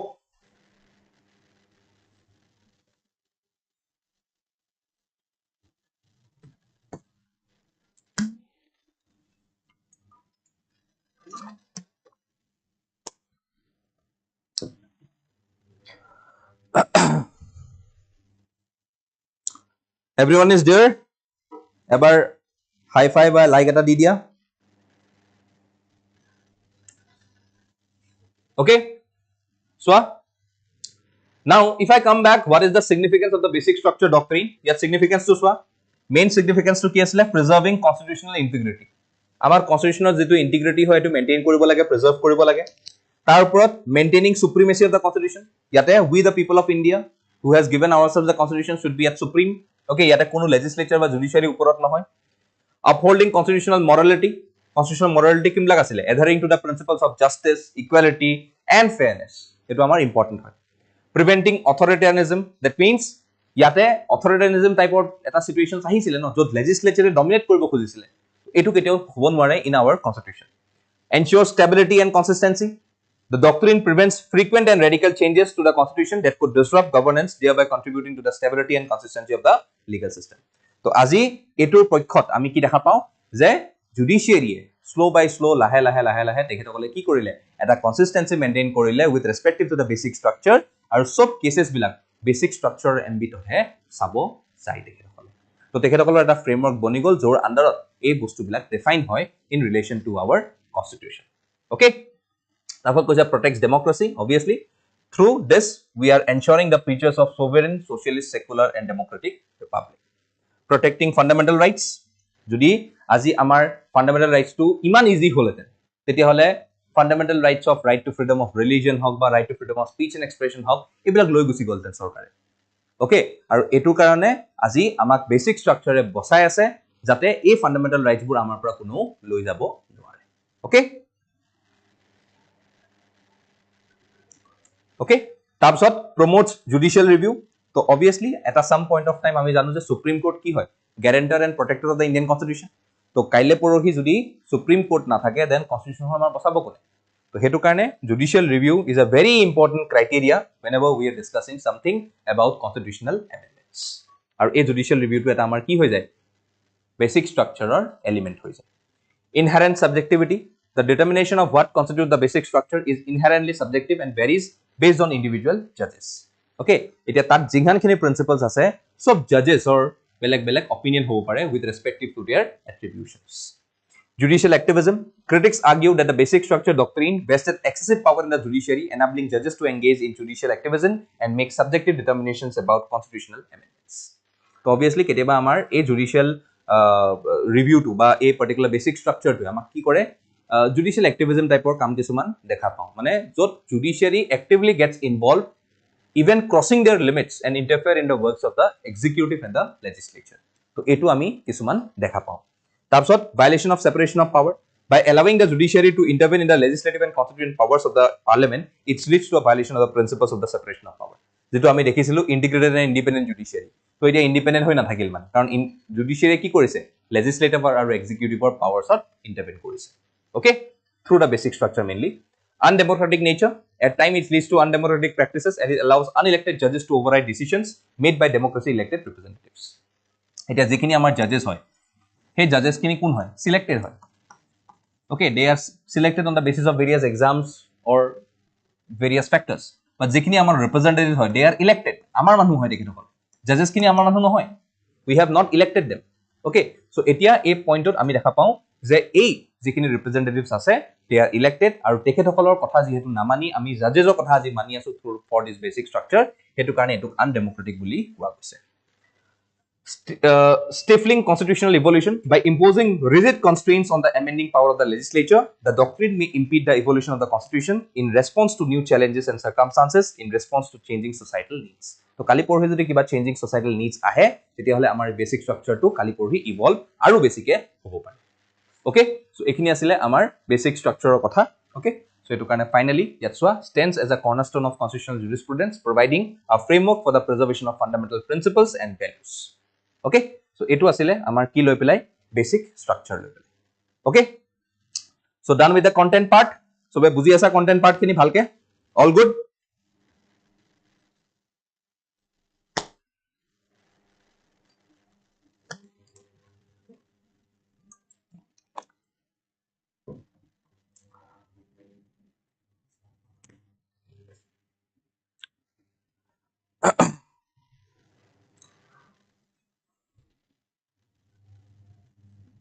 sobe pdf pai jaba appot pai jaba don't worry. Okay, appot sobe pai jaba তোমালোকে গ্ৰুপটো জয়েন কৰি ল'বা আমাৰ সেই গ্ৰুপটোত গোটেইখিনি বস্তু পাই যাবা তোমালোকে that is the mainly the details pdf cdf ppt cpt pyqs test series whatever যিখিনি আছে সেইখিনি তোমালোকে এপত পাই যাবা by just paying us with a rupees 100 okay that's all okay judicial review specific articles নাই বেছি স্পীড সোৱা স্পীডত আমি কিছুমান বস্তু অলপ যাব লাগিব কিন্তু যিমান পাৰো I am trying to make it as much as comfortable for you all তোমালোকক ভালকে বুজাইছো বস্তুখিনি তোমালোকে বুজি পাইছা many I have seen that many has attributed that yes সবে বুজি পাইছা কাৰণ আমাৰ বহুত বস্তু কৰিবলগীয়া আছে আৰু আমাৰ সময় সীমিত কাৰণ তোমালোকক আৰু এটা সাবজেক্ট পঢ়াব আহিব ওকে অভিজিত ছাৰে আহি আছে এতিয়া মই কাৰেন্ট অ্যাফেয়াৰ্স কৰাব আছে আৰু তোমালোকক বহুতখিনি কোৱেশ্চনছ তোমালোকক দেখাব আছে PYQs আছে মই গুটেখিনি কোৱেশ্চনছ তোমালোকক কৰাব নোৱাৰিব পাৰো কাৰণ আমাৰ টাইম সীমিত ওকে তোমালোকে কিন্তু এই PPT খন চাই পেলাই এই কোৱেশ্চনছ বিলাক প্লিজ চাই যাবা এই কোৱেশ্চনছ বিলাকৰ পৰাই তোমালোকৰ কমন আহিব মই যিখিনি পঢ়ালো তাৰ পৰাই কমন আহিব please don't worry have a trust on us okay okay তো এটো বহুত ইম্পৰ্টেন্ট হয় ওকে সো চাই লবা মই লক্ষ্মীকান্ত বুলি নকওঁ বাট যিমানখিনি পাৰো পলিটি এসপেক্টত লক্ষ্মীকান্ততো গুটেখিনি থাকে পলিটি এসপেক্টত যিখিনি ইম্পৰ্টেন্ট হয় প্ৰিলিম স্পেসিফিক okay সেইখিনি আমি গুটেখিনি কৰাম that's a guarantee and warranty both from my side and from the CSAP family okay current affairs from polity মই কৰাই আছো senior don't worry each and every topic যিখিনি মই কৰাম সবৰে current affairs তোমালোকক দি আছো এই পিছফালে স্ক্ৰিনত তোমালোকে দেখিছাই যে মই current affairs এটা স্টাৰ্ট কৰিব গৈ আছো okay will this crash course be helpful for UPSC pre অৰে obviously কিয় নহব obviously হ'ব okay don't worry for all this okay চলো আমি current affairs তো আৰম্ভ কৰো নহলে আমাৰ লেট হৈ যাব first current affairs কি আছে চাই লোৱা 50th anniversary of Kesavanand Bharati case SC launches web page containing pleadings and reference materials on the case তো Kesavanand Bharati case or 50 anniversary hol এটো কাৰণে কিমান ইম্পৰ্টেন্ট এই কেছটো হয় সোৱা okay a landmark in Indian constitutional law completes 50 years on 24th April 2023 okay so এটো বহুত important হয় so আমি already Kesavanand Bharati case to বহুত বাৰ ডিসকাস কৰিলো so এটা ইম্পৰ্টেন্ট কাৰেন্ট অ্যাফেয়াৰ্স হয় তোমালোকৰ কাৰণে next constitution of India and France এটো লৈ পেলাই এটা ৰিলেশনস আহিছে okay constitution of India and France কিহৰ কাৰণে আসলে নিউজত চোৱা French president formally accepted the resignation of prime minister and asked him to continue running the caretaker government until the appointment of the next government আৰু তাৰ কাৰণে আমি এই পাৰ্টিকুলাৰ টপিকটো লৈ আহিছো constitution of India and France লৈ পেলাই ওকে কাৰণ আমি জানো ফ্ৰান্সৰ পৰা আমি liberty expression of thought belief এবিলাক উঠাইছিলো ওকে সো এটো আমাৰ কাৰণে ইম্পৰ্টেন্ট হয় তো ইয়াতে চোৱা যদি আমি ইন্ডিয়া আৰু ফ্ৰান্সৰ কনস্টিটিউশনৰ ফিলসফিটো অলপ চাবলৈ যাওঁ তেতিয়াহলে আমি কি দেখিছো যে পপুলাৰ সভৰেন্টি মানে sovereignty in India sovereignty exercise through elected representatives but ফ্ৰান্সত কি sovereignty exercise through representatives and referendums মানে কি এই যে ডাইৰেক্ট ডেমোক্ৰেসিত ইউজ হয় আমি প্লেবিসাইট ৰেফাৰেন্ডামস সো ইয়াত দুটা দেখা পাও আমি বাট আমাৰ কাৰণে representatives and that to elected once head of the state president হয় ইন্ডিয়াত indirectly elected for 5 years unlimited terms allowed France directly elected for 5 years limited for 2 consecutive terms okay so eto eta major criteria of difference hoy between India and France okay next amar swa system of government India ki hoy parliamentary system federal with unitary traits ematro pohilu France semi presidential system with both a powerful president and a prime minister amar yate powerful basic kun hoy prime minister but তেখেতসকলৰ তাত দুটা এটাৰ balance থাকে পাওয়াৰফুল প্ৰেসিডেন্টও থাকে prime মিনিষ্টাৰও পাওয়াৰফুল থাকে তাৰপিছত head of the government কোন হয় প্ৰাইম মিনিষ্টাৰ আমাৰ ইয়াত obviously আৰু ইয়াতে ফ্ৰান্সত কোন হয় president appoints the prime minister and government members their roles are flexible ঠিক আছে then judicial framework চোৱা ইন্ডিয়াত unified judicial system with binding appellate jurisdiction আৰু ফ্ৰান্সত dual judiciary legal jurisdiction for individuals disputes and administrative jurisdiction for citizen state conflicts তো আমাৰ ইয়াত কি হৈ যায় আমাৰ ইয়াত ইউনিফাইড জুডিশিয়াল সিস্টেম হয় আৰু উইথ বাইন্ডিং এপিলেট জুৰিসডিকশন মানে সুপ্ৰিম কোৰ্ট হক বা হাই কোৰ্ট হক বা ডিস্ট্ৰিক্ট কোৰ্টত হক আমি এপিল ফাইল কৰিব পাৰো বাট ইন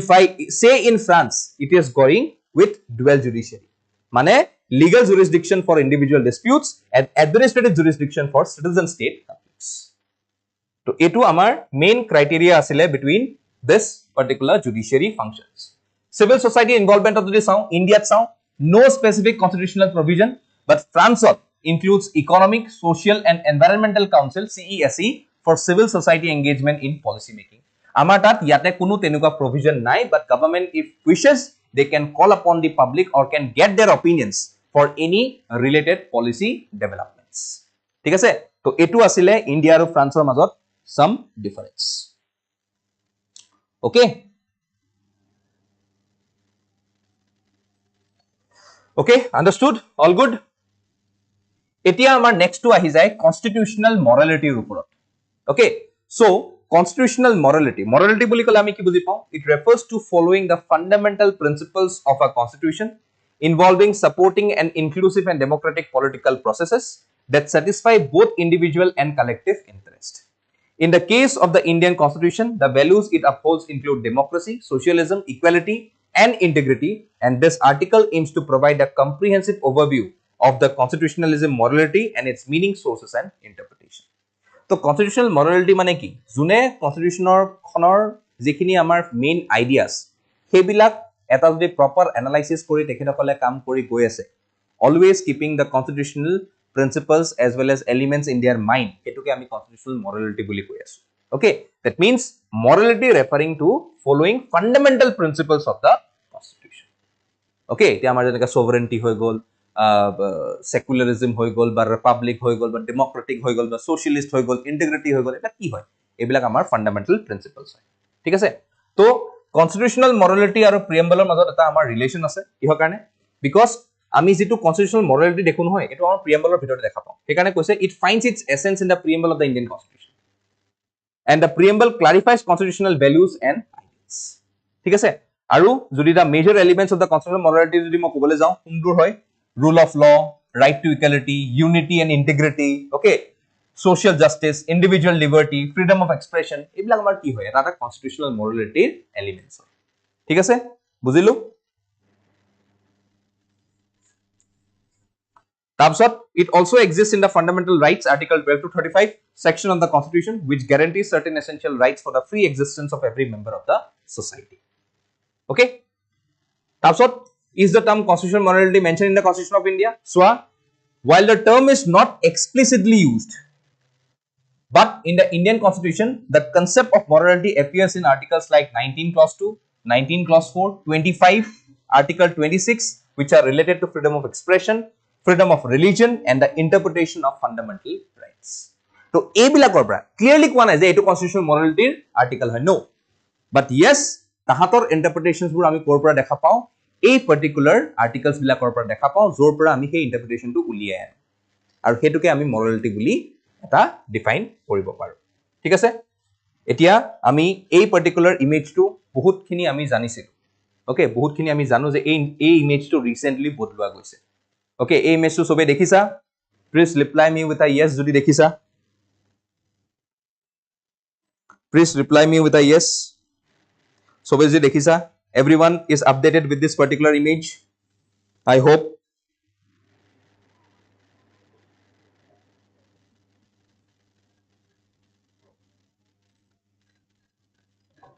তো ইয়াতে সোয়া statue was without the blindfold and with the constitution held in the place of the sword, signifying that the law in India is both informed and not driven by retribution. তো আগতে এটো আছিল image আৰু আজিকালি এটো হৈ গল lady justice. Okay, lady justice statue যেটো change হল লাহে। Okay, এতে আগতে ইয়াতে sword আছিলে, ইয়াতে constitution আছে এতিয়া। Okay, আৰু আগতে blindfold আছিলে, আজিকালি কিন্তু blindfold নাই। Okay, very important. এতিয়া যদি অকমান আমি PYQ জলে আহো, আমি যিখিনি পঢ়িলো আজিৰ দিনত, আমি চাও যে আজি আগৰ আমাৰ যদি questions বোৰ চাও UPSC বা APSC হক, কত কত তেনেকুৱা ধৰণৰ questions আহিছে। তো তোমালোকে চাব পাৰা first question টো, statements are correct about the Constitution of India. So powers of the municipalities are given in part 9A, emergency provisions are related to the amendment of the Constitution, এই গুটেখিনি আছে ইয়াতে। Okay, তোমালোকে ইয়াতে answers টো পাই যাবা with explanations. Okay, next, in essence of due process of law, কি হয় due process of law? Okay, ইয়াত পাই যাবা correct option কি হয় explanation হতি। ইয়াতে we adopted parliamentary democracy based on British model. but how does our model different from that model? হয় নে? তো ইয়াতে ব্ৰিটিছ মডেলৰ কথা আহি গ'ল। ওকে, ব্ৰিটিছ মডেলৰ চ'ৰ্চৰ কথা আমি পঢ়িছিলোঁ। ওকে, তো ইয়াতে তোমালোকৰ আনসাৰ কোনটো হ'ব? চি হ'ব ইয়াতে, both 1 and 2। তো ইয়াতে গোটেই তোমালোকে এক্সপ্লেনেশ্যন পাই গৈছা। তো এই এক্সপ্লেনেশ্যনখিনিও তোমালোকে চাই ল'বা, ঠিক আছে? Then, which one of the following in Indian polity is an essential feature that indicates that it is federal in character? So, I told that our country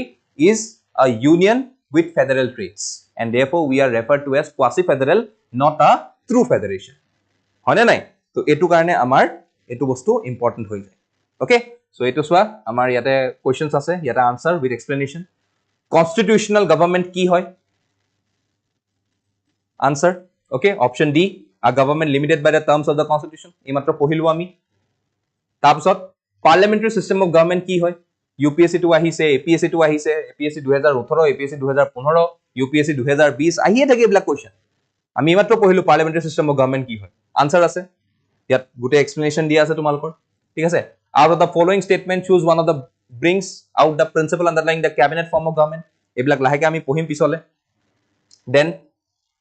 which one of the following is not a feature of Indian federalism? Okay, এইবিলাক ইয়াতে লিখা আছে, কোনটো Indian ফেডাৰেলিজমৰ concept নহয়, 2017ত আহিছে। Following schedules of the Indian constitution contain provision regarding anti-defection, ইয়াতো সেইবিলাক আছে, answer is D। okay, তো এনেকুৱা ধৰণৰ গোটেই কুৱেশ্যনছ বিলাক তোমালোকক মই দি থৈ দিছো, প্ৰিলিমছ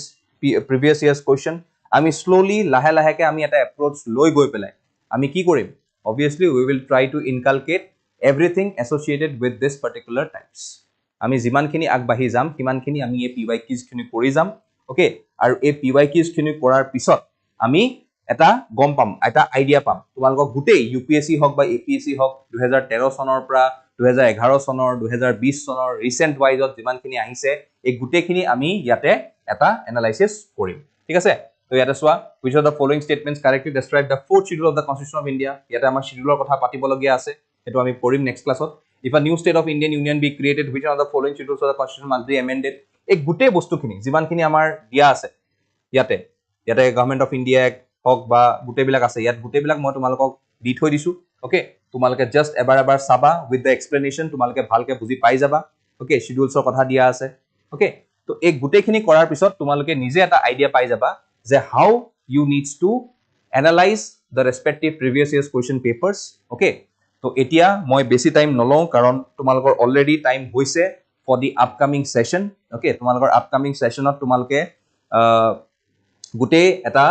পাথ পাবা অফ দ্য মডাৰ্ণ হিষ্ট্ৰী। তোমালোকক মই আজি ইণ্ডিয়ান পলিটিৰ ক্লাছ ষ্টাৰ্ট কৰালো। আমি আগন্তুক দিনতো আমি ইণ্ডিয়ান পলিটিৰ গোটেইখিনি ক্লাছ কৰাম। ওকে, গোটেইখিনি আমাৰ ছাবজেক্টছ বা টপিকছ আমাৰ কভাৰ আপ হ'ব। ওকে, চ' এইখিনি আমাৰ PYQs বা যিমানখিনি এক্সপ্লেনেশ্যন পাৰ্ট আছে তোমালোকে এবাৰ চাই ল'লে ইয়াত গোটেইখিনি ভালকে দিয়া আছে। চোৱা, 2017 হওক 18 হওক যিমানখিনি আমি পাৰিছো। ওকে, এনেকুৱা টাইমত আমি সদায় যিমান পাৰো আমি গোটেইবিলাক টপিকছ লৈ গুচি আহিম। ওকে, ইয়াত বহুতখিনি আছে। ওকে, বহুতখিনি আছে ইয়াত। তো এইখিনি তোমালোকে যদি এবাৰ প্ৰিপেয়াৰ কৰি লোৱা, তোমালোকে দেখিবা যে য়েছ, আমাৰ যিটো এই প্ৰিলিমছ ক্ৰেছ কোৰ্চত আমি কৰি আছো বা আমি এই যিটো আমি ষ্টাৰ্ট কৰিছো, এইটোৰ পৰা আমি বহুতখিনি লাভ পাম। আৰু আমি আগন্তুক দিনতো এনেকুৱা ধৰণৰ কুৱেশ্যনছ বা এনেকুৱা ধৰণৰ current affairs related to the topic যিখিনি আমি পঢ়ালো সেইটো আমি লৈ আহি থাকিম। আমি কাইলৈ আকৌ লগ পাম with the same timing and with the same zeal and approach. Thank you all for today and please revise well whatever has been discussed. ভালকে PPT-খন পাই পেলাই ডাউনলোড কৰি পেলাই আমাৰ এপৰ পৰা চাই ল'বা। Try to purchase it from our app with just 100 rupees। PPT হওক, কণ্টেণ্ট হওক, কাৰেণ্ট এফেয়াৰ্ছ মেগাজিন হওক, চবখিনি তাতে পাই যাবা। And please be inform that we'll be having the next class from 9:15, 9:20 পৰা start হৈ যাব। আৰু এনেকে আমাৰ modern Indian history আমাৰ অভিজিত ছাৰে লৈ আহি আছে in this same platform. So stay tuned and till then with a promise to meet tomorrow with the same timing. Thank you all.